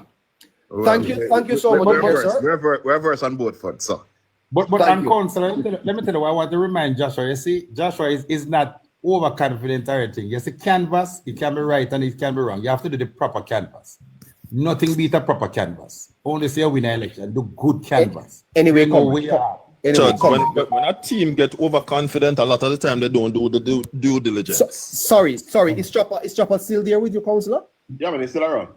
Chopper, put him on. Yeah, man, can him send call me, you know? Can Chopper know something alone can be the on the platform? Him send call me, when question them ask. Because your people them must sell a flying horse. And I want So Chopper, me never said it to you. I want you to shoot that horse. So you want to shoot me? No, I want you to shoot that horse. You remember PJ says? Yeah. So why you mean by shoot that horse? So you don't understand the concept of a rent to own? We are giving you free publicity here today to explain. Yes, sir. Okay. All right. Rent to own. I'm making make sense. Okay, all right. I can try to make it make sense. First and foremost, what people need to know that you have to be a contributor to the NHT to be beneficiary of the rent to own. That's the first and foremost. First and foremost, you have to be a contributor to the NHT to benefit. To participate in the rent to own. Yes. So look at it's the same thing if you get in a mortgage too, right? No, man. You can't get a mortgage without it. But this is it.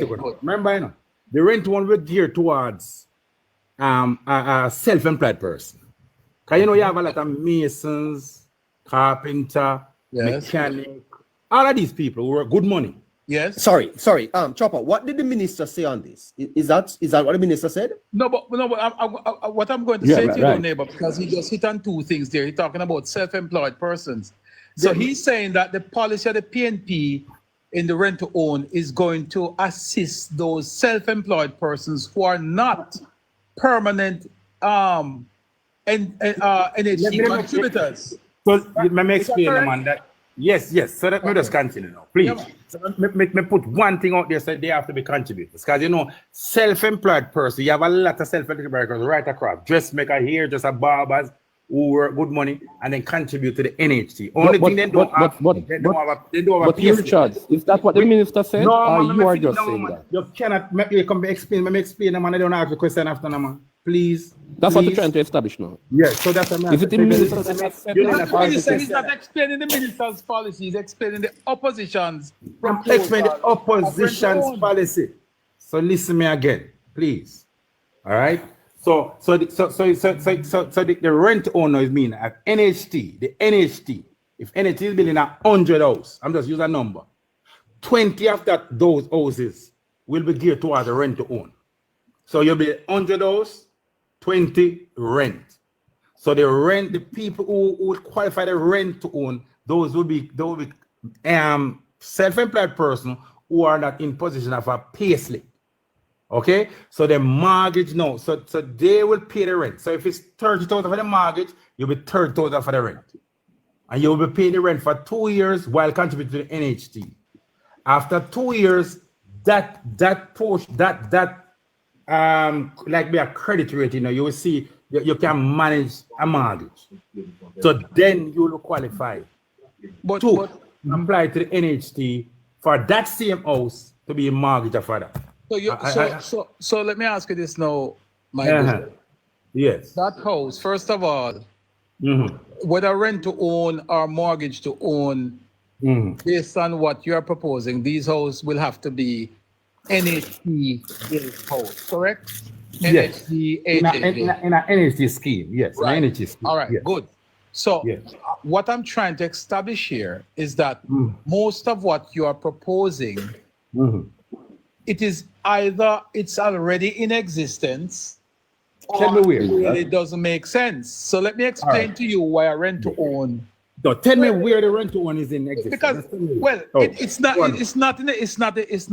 not in existence now for various reasons. The PNP is proposed to put it in their first But term. that's what I'm saying to you. The PNP is proposing to put something in place that the agencies and other well-thinking Jamaicans know is not workable. And here's why. Tell me it's not workable. The purpose of implementing a rent to own, your own words, is that you're targeting a certain demographic to assist in owning a house. Yes. And the demographic that you are trying to target are self-employed individuals.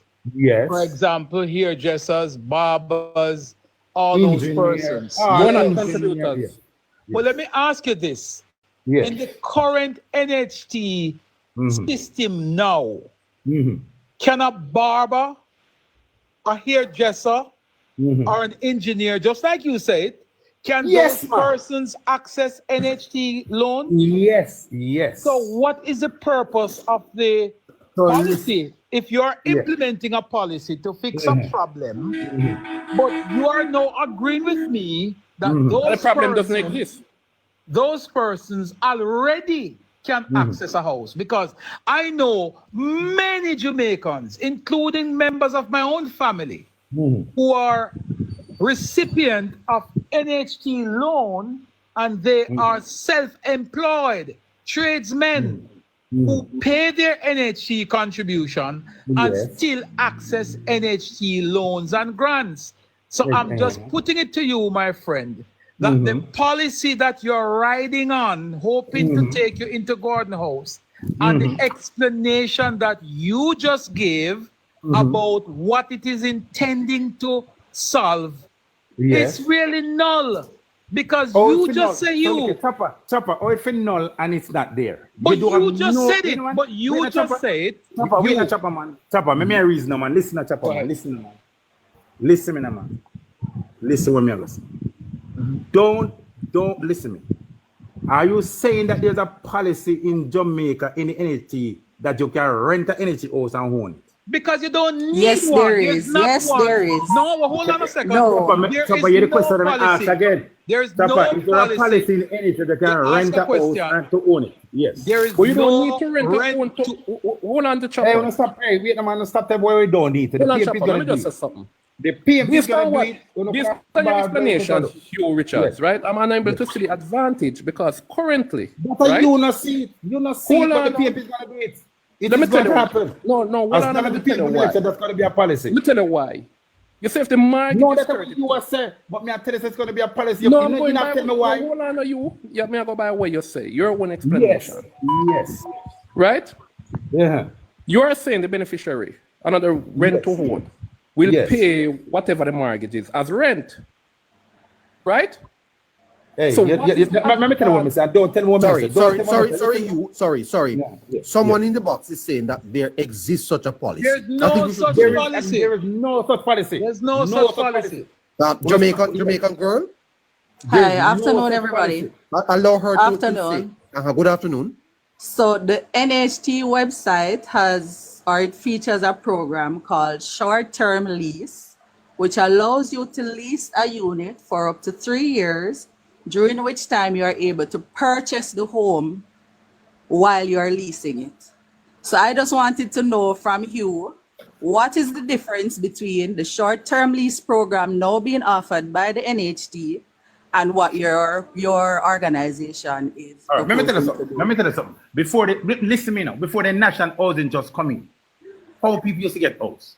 Don't use it. Just answer the Wait, question. That's not what I'm asking you, Richard Hugh. No, me have to answer Hugh, question. I just want to know Is what there a is the lease? Totally difference? different. It is What totally is the different. difference What's the between the difference, short-term Hugh? lease Totally different. program and the It is rent to different. own program? What is the Because difference? listen, let me tell you what is the difference. The NHT will be mandated to build structure to put on the market as rent to own. That's nonsense. They do have No, that no. already. A lease is a No, rent. no, no. Sir, Which anything sir, you can a get the lease- But money. you're a lease able to arrangement- utilize No, the no, no, sir. short-term lease No, for no, no, any sir. existing Can any- NHT can housing any- scheme. Where that happened? There's nothing go so no can't tell me. That's- Listen, Go let me- on let the me explain something. website and look for Wait, no, man. yourself. It Wait, is no, man. there. Wait now, Are please. you going to Wait. tell us? It Wait, no, man. is there.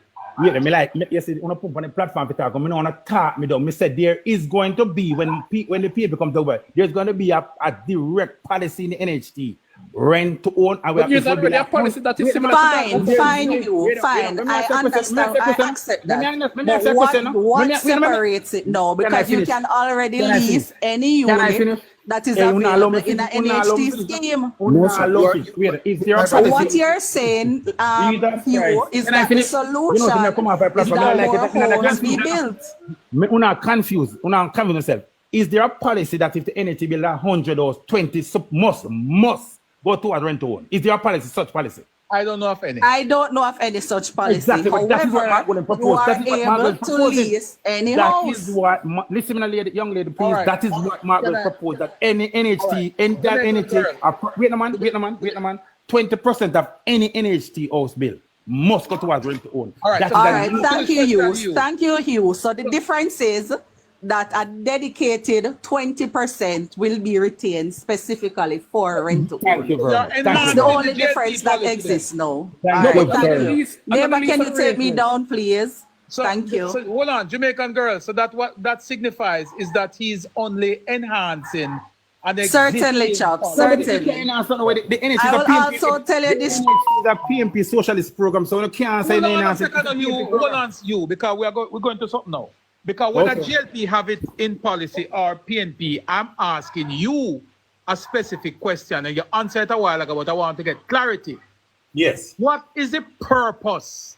What is the purpose of a rent to own, and which demographic are you trying to target to assist with that program? Okay. Let me tell you the Democrats we're targeting. All right. You know that present in Jamaica, you have a lot of people now paying rent and don't pay in. They are self-employed, not paying NHT, and they're renting house. Can Right they across still, the- hold on a second, stop right No, there. no, let me Can those explain the persons, top- hold on, man. Can those Yes. persons access a NHT house?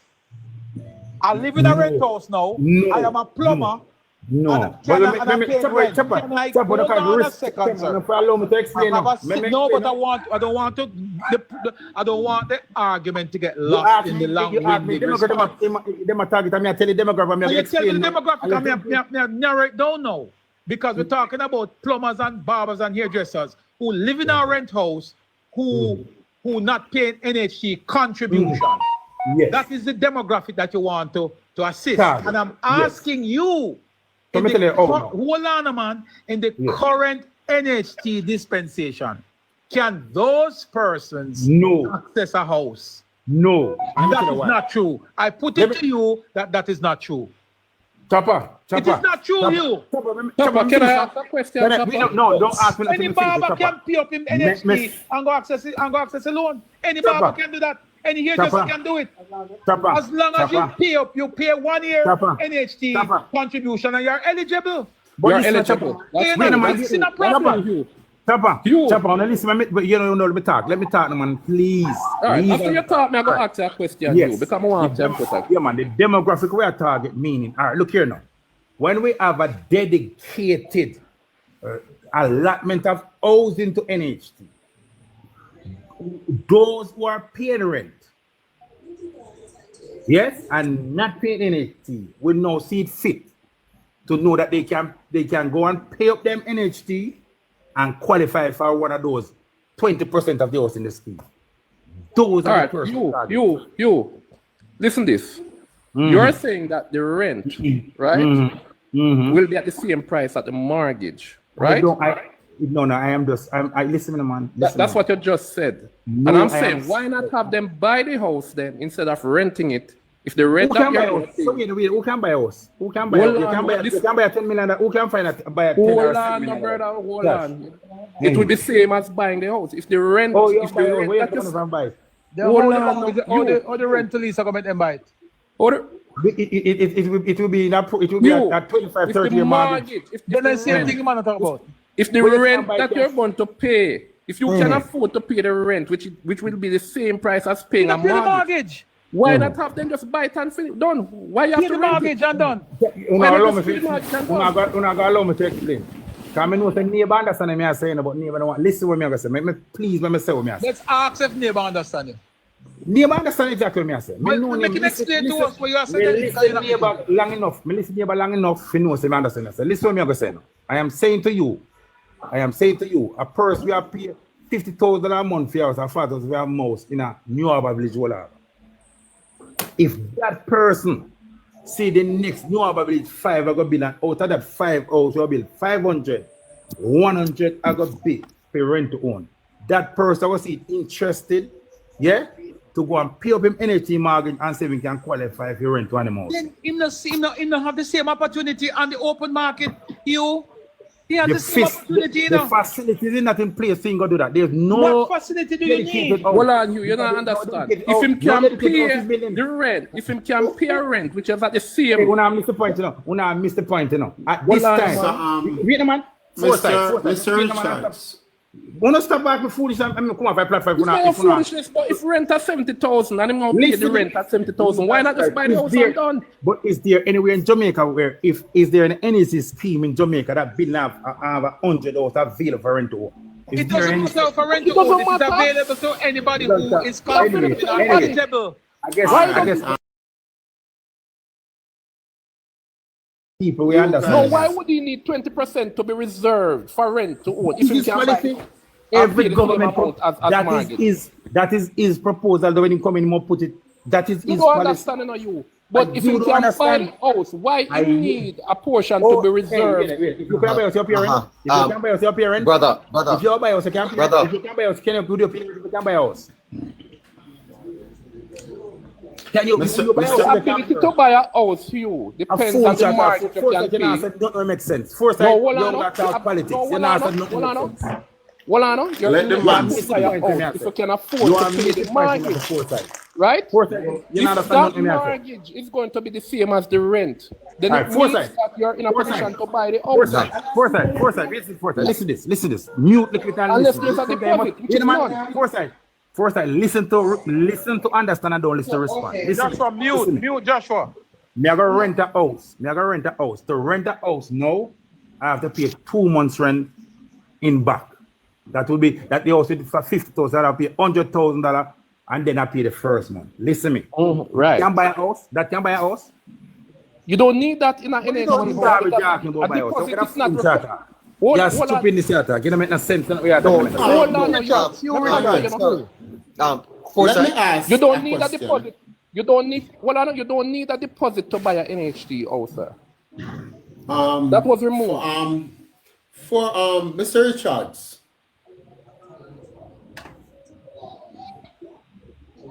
Who talking? Mr. Richards. Who talk? What year? When I was listening to the budget debate, based on what I understand from our opposition leader, he was he would have implemented these programs to make it more houses more accessible for low-income earners. Do you think low-income earners are able to pay $50,000 per month for rent at Old Harbour Village? You just hear me say the rent one of low-income house. You know, see my one next social program of rent to. Don't listen my budget.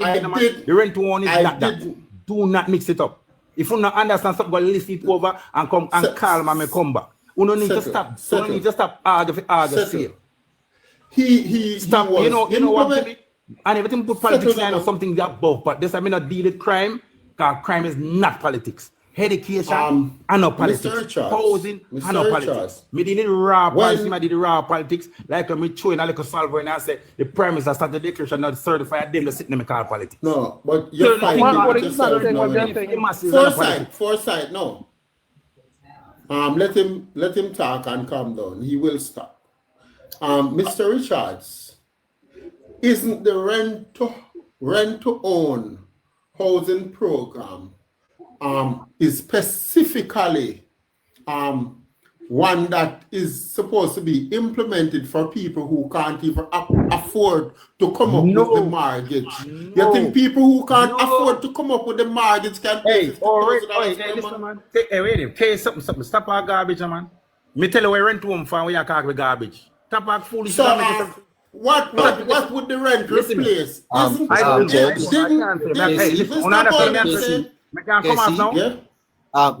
on. My brother. Yes. My brother. Yes, name. Can you just calm down and remember there are men here, sir. Yeah, but we don't like No, wait, man. There are men here, sir. Do not speak to a man in a derogatory term because he's going to respond. Sorry, I apologize. Don't do but that. I'm just saying. Wait, man. Ask the question. Wait. I am going to ask you some questions, sir, and you're going to answer them to provide some clarity. But I'm trying to get you to understand that Delroy, Chops, we are men. I think gatekeepers. So you can't talk to a man like that and don't expect him to respond. Sir. Eh? Right, sorry for that. So, because listen to me. Listen to this question. I'm not hearing you. Speak up a little. Let me ask you a question. I want to shoot a question at Hugh Richards based on two things that he said. Yes. Go ahead. First of all, in pitching the argument about rent to own, he did mention the little barber who is unable to. Why you say the little say barber? that? Why you say the little barber? I did not say the little barber. I said barbers, hairdressers, plumbers, engineer, carpenter, mechanical. All right. So I'm glad you did use those persons. So on an average, these are the persons who are considered low-income earners because they're not in the structured employment sector. I'm making a low-income earner? No, I said considered. Right? No, they're informal. Because the informal coming, not low income. Informal, not low income. Can they earn more than family where work in the office? Well, if you're going to say informal, say informal. You can't specifically say mechanic because not all mechanics are informal earners. Right. I see where you're going. Right. So if that's the case, pivoted by saying that you were not talking about low-income earners, and so if it's not low-income earners, which is at the cusp of your concerns as a party, then who is? Because the PNP has always positioned itself as a party that is concerned about the poor, and you did highlight in your earlier comment that as a socialist party. And Socialist Party has always said that it's the poor that our party is really about. So, you seem to be contradicting yourself somewhere, some way, somehow. So correct that for me. I said the NHT is a socialist organization. Hold on. A what? The NHT, the foundation of the NHT is literally a socialist program. Let me tell you why. No, comrade.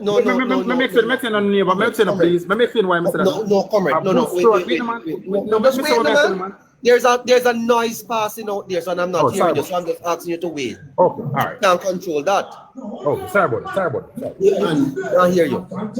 This is a rent to own debate, not a NHT debate. Can I finish? Can I know? Wait, just wait. I'm not going to hear you, sir. Just give me a second. Maybe something pass.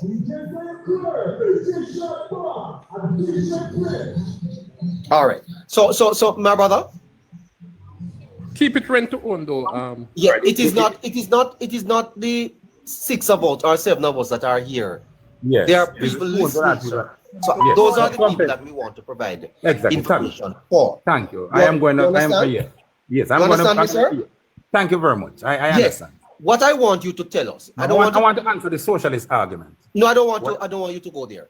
What I want you to tell us is define for us again the policy of the People's National Party as far as it relates to the rent to own argument. Just tell us what it is. All right, thank you very much again. All right. The rent to own is targeting those self-employed persons who are now not paying NHT, who would be encouraged to pay their NHT to qualify for a rent to own. What people get in now, if you are going to build a surprise when let's say you're going to build a new community in, let's say, somewhere in St. Anselm, a new community, this is going to be an NHT community.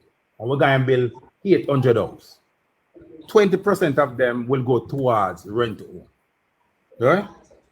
So a lot of people who now paying rent for 5, 6, 7. And I guess the question that follows from that is why is it that these same people would be able to afford the rent, but not because the mortgage? All right. So look at it this way. They are not. These people are people who are not earning and collecting a paycheck. I may explain that, So the rent to own, and from Damian Crawford proposed in 2020. That is what him said. The rent. No, sir. Answer the question. Why is it that they would have the rent receipt would be like the rent receipt will be like a credit ratings then. It's not necessary. Jesus Christ, let me finish. Wait. No, let's wait a little. Why is it that they would be able to afford the rent, but they would not be able to afford the mortgage? But is it? Oh Jesus!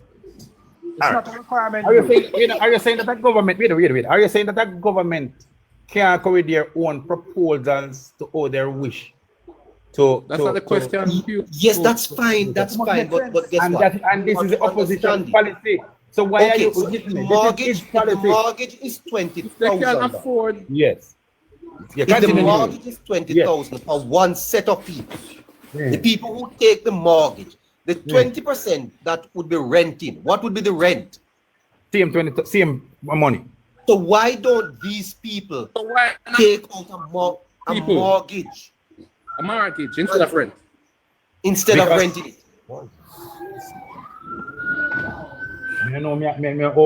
Neighbor, listen again. One moment there, Hugh. We cannot jump. No. Let me ask neighbor a question. Neighbor, the targeted people at this time will be those of which who are self-employed, who are now not paying NHT, but they're renting a house. So we are encouraging them now, yes, to go and sign up for the NHT. My brother, do you know that you can qualify for an NHT loan as a self-employed person? Yes. But there's no facility. But this is going to be a added thing where you're going to guarantee house is going to be for that person. So Mr. Richard, is the policy una try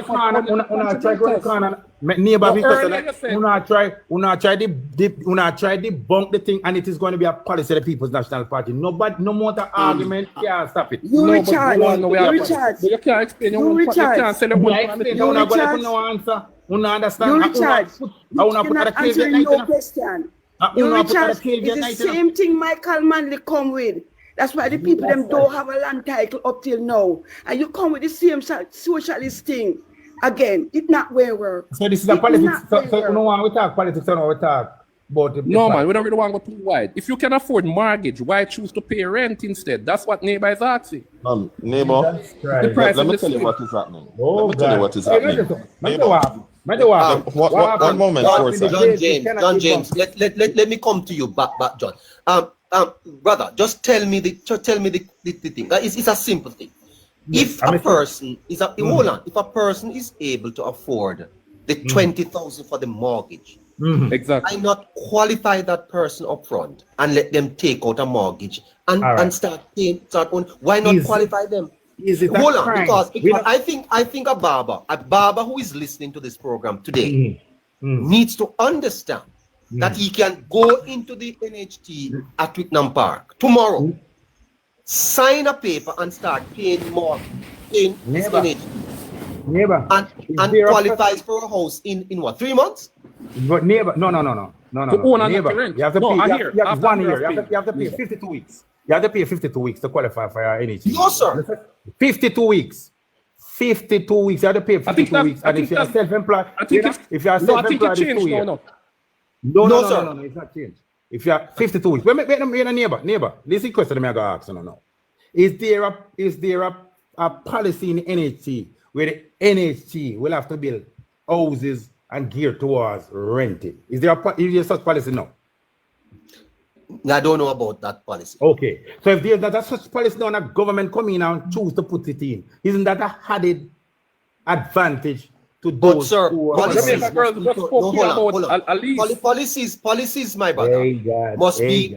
must be socially progressive. And you must pull the wool over people's eye. Hold on, man. You must pull the wool over people's eye. Because you know that is how socialism, that is how socialists operate now. They make people think that this is all so fine and it is great and it is nonsense. If I can afford to rent, how much people in Jamaica can afford to rent? Eh? How much people in Jamaica rent houses right as they speak? That's not the point. How much people pay 50,000 a month? How them are going to pay the rent? How them are going to pay the rent? You're talking about who can afford it. You want me to tell you something? Yeah, but the conversation is going to go somewhere where we're not talking about that. We're talking about who can afford. It is going to be a policy of the PNP, you know.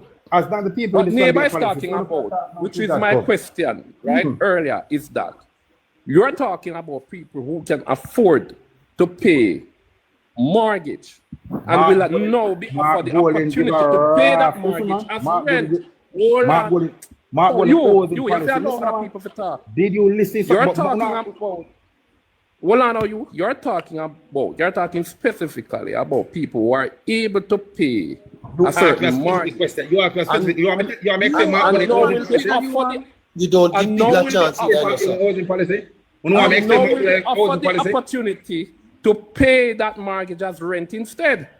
You want housing policy? You, good man, speak, man. Just do that, man. Everybody award you a chance to speak. Just allow the gentleman to speak, man. Do better than that. So. If I can pay 70,000 as mortgage, why would I need a policy that will allow me to choose to pay that 70,000 as rent instead? You? As time I take me look at time, I talk fast, look at the jump. If you can pay 7,000 now for your mortgage, for your mortgage, all right. 7,000 for your mortgage. Why you will pay 7,000 for your mortgage no go apply to HT to get a house now? Probably because you don't know that you can. So listen to this now. So now it's going to be a NHT policy led by the government that any others. Why do I need that policy? Wait, no, man. Wait, no. Jesus Christ. Then listen, man. If you're not, then have that not Jamaica, no. Let me tell you something. Let me say something, chopper.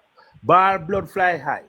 The PNP farming this government and the rent is going to be a policy. Stop dreaming, man. PNP is going to farm the going anti-Holness card election, and the rent one is going to be a policy. Let's wrap this up with this. Let me tell you this. This policy that the PNP is postulating. It's proposing. Well, it sounds like the one that Damian Crawford have about one degree per child. And it's going to work. And that is going to also work. No, it's not going to work. It's not well thought. It's not well thought out, sir. And it is like a political kite. You know when you fly a political. No, yes. And I'm going to ask you, sir, to come back here when I and you alone, and I can tell you why it's a political kite that PNP is flying. Tomorrow, it is nothing more than a vote catching proposal, sir. It makes no sense. because if you examine what is happening in Jamaica today, Yes. what you want, at the end of the day, Yes. is that the person have ownership of the house. Ownership of the house. Yes. And the best way to own a home Yeah. is to take your time, pay for it. But look, but neighbor, can I ask a question? You want to give me an honest answer? If there is no facility, It is a kite. It is a political. Wait, neighbor, may I ask you, man, please, with respect, because you have someone me I listen to, and not you know, some people come on it, me hardly listen to you. So listen, neighbor, is there any such policy in the NHT where the NHT is mandated to build to have 20% of what they have their development to go towards rent to own? I want to tell you something. Here's how I'm going to answer this. Policy, Here's how I'm going to answer this. No, me ask if there's no such policy now. Let me tell you this. You see Holness's idea is to so build Jamaica that all this discussion will become redundant, Thank you. And this is hold on, sir. And this is why we must reject this type of nonsense here and give our people, because you see, sir, there are many people in Jamaica, in the country today, that this conversation makes no sense to them, because they will never. They are going to go upon them overseas program, show them little partner, do them little business, and build them own house. We must develop the country in such a way where government don't have to tell us about no build and own, rent and own. We buy, we learn, and build our own house, and that is where the country needs to go. Thank you for joining us, my brother. Can I say this in passing? I just want to say this in closing. Can I say this in closing? No. Can I say this in closing? I wanted to say something. I've been trying for the longest while. Yes, all right. So let's give everybody a crack. Joshua. Give everybody a crack. Yeah, Joshua, come. All right. Trying to get ready. I've heard Hugh Richards with some sense of amusement, and the reason for that, I know he's a man who is very passionate about his party, and he's trying to sell something that is not even properly copied. And the reason I said not properly copied, because this is a structure that they have in the United States, a rent to own thing where you lease. The term that they use there is lease property for 3 years. Let me tell you, the agreement typically includes a lease agreement and a purchase agreement with a portion of the monthly rent going towards a down payment or down payment credit. Right? Exactly. It says a rent-to-own agreement, also known as a lease option or lease purchase agreement, allows tenant to rent a property with the option to purchase it later within a specified time frame, such as 1 to 3 years. So they heard about it, didn't do the research properly, and as such, not doing the research properly, are unable to present it properly. Over the half-baked policy. And in addition to that, now with all of those discombobulation in between, the implementation would have been even worse. But as the lady said earlier, that the NHT currently has a lease program wherein it is very similar. It may not be called rent to own, right? Plus, I want to throw it out there that the NHT also has an option for those who are not. Where the question is? One moment, sir. Tell me the question. One moment, sir. The NHT also has a program wherein if you are not paying NHT, you can actually get a grant from them to do something. You can't get a grant if not paying NHT. Unless hold on. I need to put. Hold on.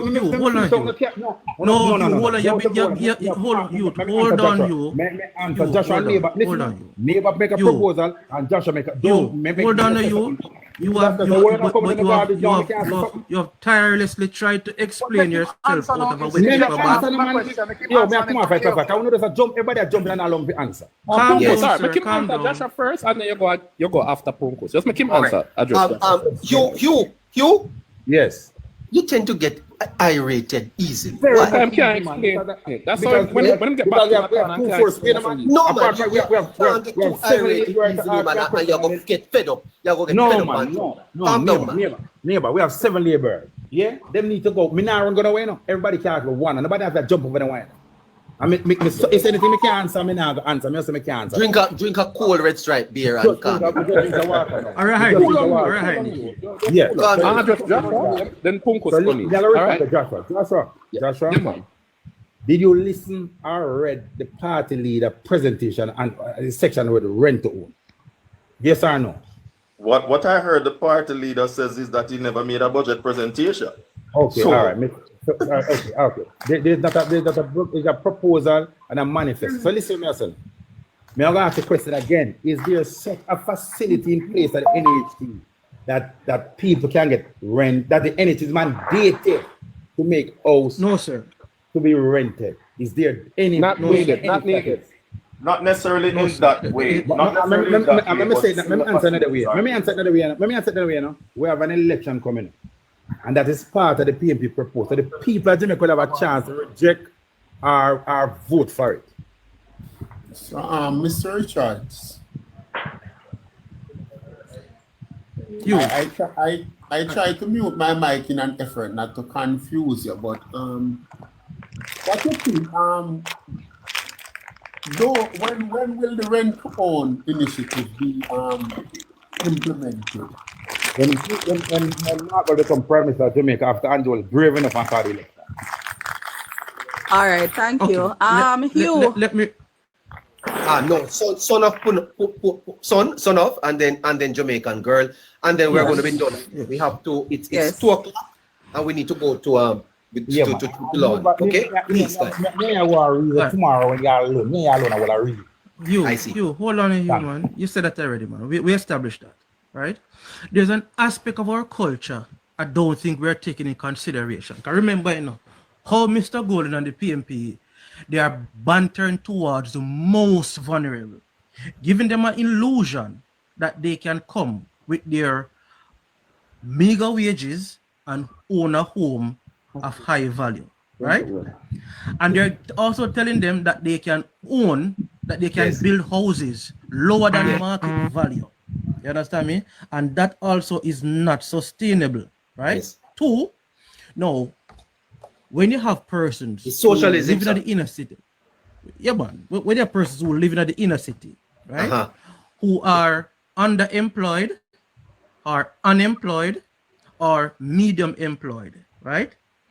A lot of these people in these lower socioeconomic regions do not pay very high rent, or they don't pay any utilities at all. So they have a culture of not paying bills. They have a culture of not honoring their agreement. Now, let me give you a living example. The housing scheme, the housing block that Portia Simpson Miller built in Jungle, right? It cost the trust over $2 billion now that they owe in mortgages that they're supposed to be paying $5,000 a month. They have not been paying it. The one that they built in Portia Simpson Miller's constituency, the people say we're not paying none because of Portia gave it this. The only one that is mostly compliant is Golden Muse, that is in Denham Town, sir. The only one, sir. Right? Son of Punkus. So it is a failed experiment, sir. Yeah. Can I know? Yeah. So this rent to home are gonna be even worse because you give people property that No, but you don't need to respond because we are leaving this now. Yes. It's But let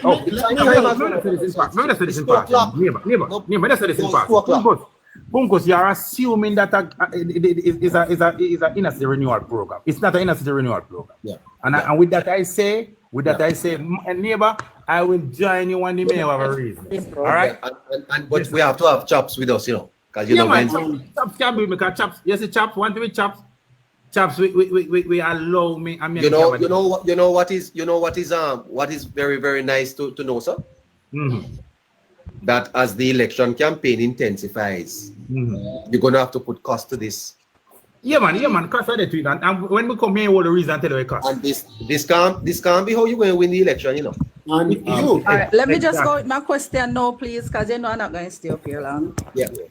All right, Hugh, firstly, you said that the election is coming up and people will vote on whether or not they want to. I just want to remind you that the people have already voted in 2020 that they did not want it because this was also listed in your manifesto that time. Because Secondly, no, let me finish. Let me ask my question. Finish. Do you believe that right now, if the government should go out and say, guys, we have this short-term lease program that allows you to rent for, or lease, let me use the correct term, to lease for 3 years and own the property. Do you think now that people will go on board with that announcement? Coming from this existing government? Based on the fact that they lost trust in our government, I don't believe them, I believe. Okay. No. So if they don't believe, if you don't believe that they will, the information is on the NHT website. NHT can prove that it is there. What would cause them to then agree when the PNP come with it versus no? Jamaica, I am a politician, I can give a political answer. Listen, Jamaica lost trust in the government, 1 so they will second. not trust anything him said. And I'm saying it's not from the government because it's already on the website. If you want to go into the history of it, they can check how long it's been on the website. Jamaica people, so it's not information coming from the government. It's something that we believe. Anyway, the opposition, sir. Neighbor. I want to tell you, this entire conversation really reminds me of when the devil offered Jesus what he already had. The PNP anyway, no.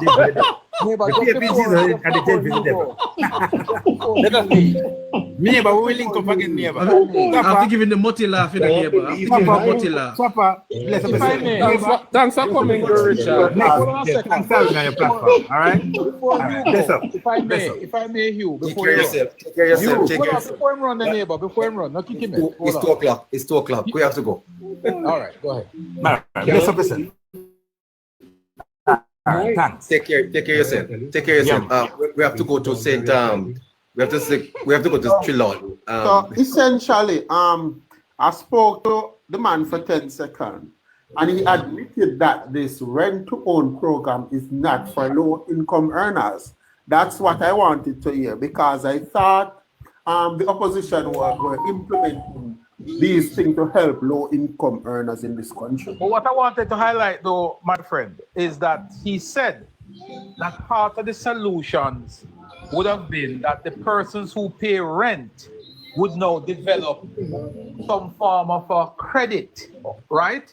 But what he needs to recognize is that when you're applying for an NHT mortgage as a self-employed individual, what you really need is an accountant to prepare for you. Yes. A profit and loss statement on your tax income that you would have filed at the tax audit and assessment company, right? If you file your tax return and you can print your tax return and provide that with a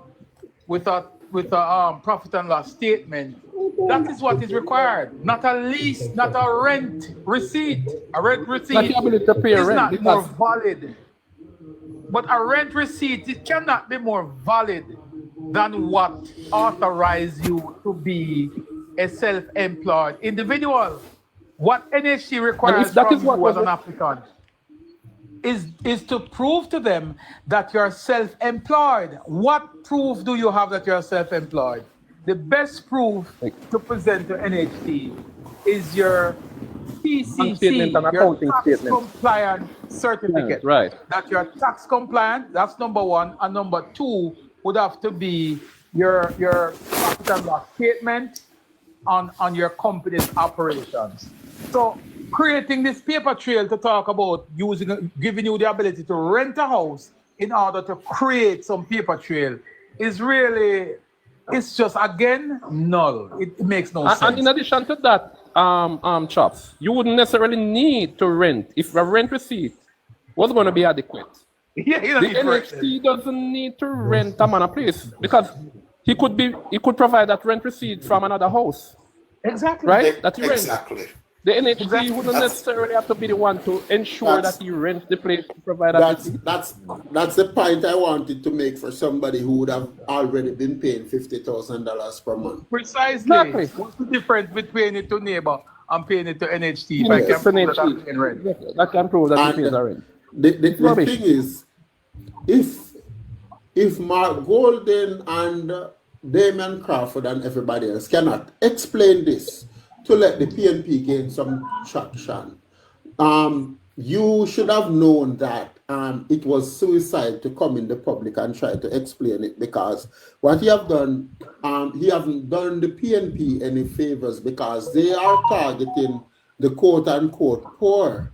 And he have made it clear that this initiative is not for low-income earners. Well, there is not enough poor to facilitate the policies of the PNP. Hence, they might have to pivot back because Jamaica is changing. And I don't think the PNP recognize that. I don't think PNP recognize that. The young lady who came up earlier, and I need to go and research that program because I wasn't even aware that such a program exists within the NHT. So I'm happy that she highlighted it.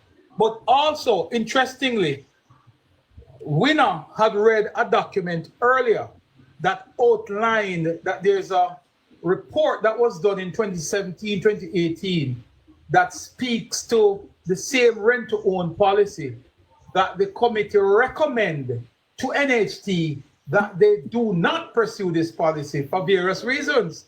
That is something that we need to ventilate again as well. Yes.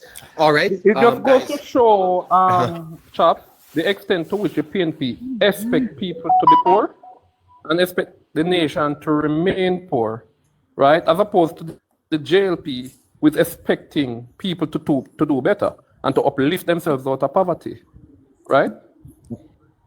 All right. Thank you so much for today here. Casey is going to be staying with us. We're going to do a little bit of forecasting, and that's for the next about half an hour or so. All right. So today was great. Thank you so much, everybody. Bye-bye.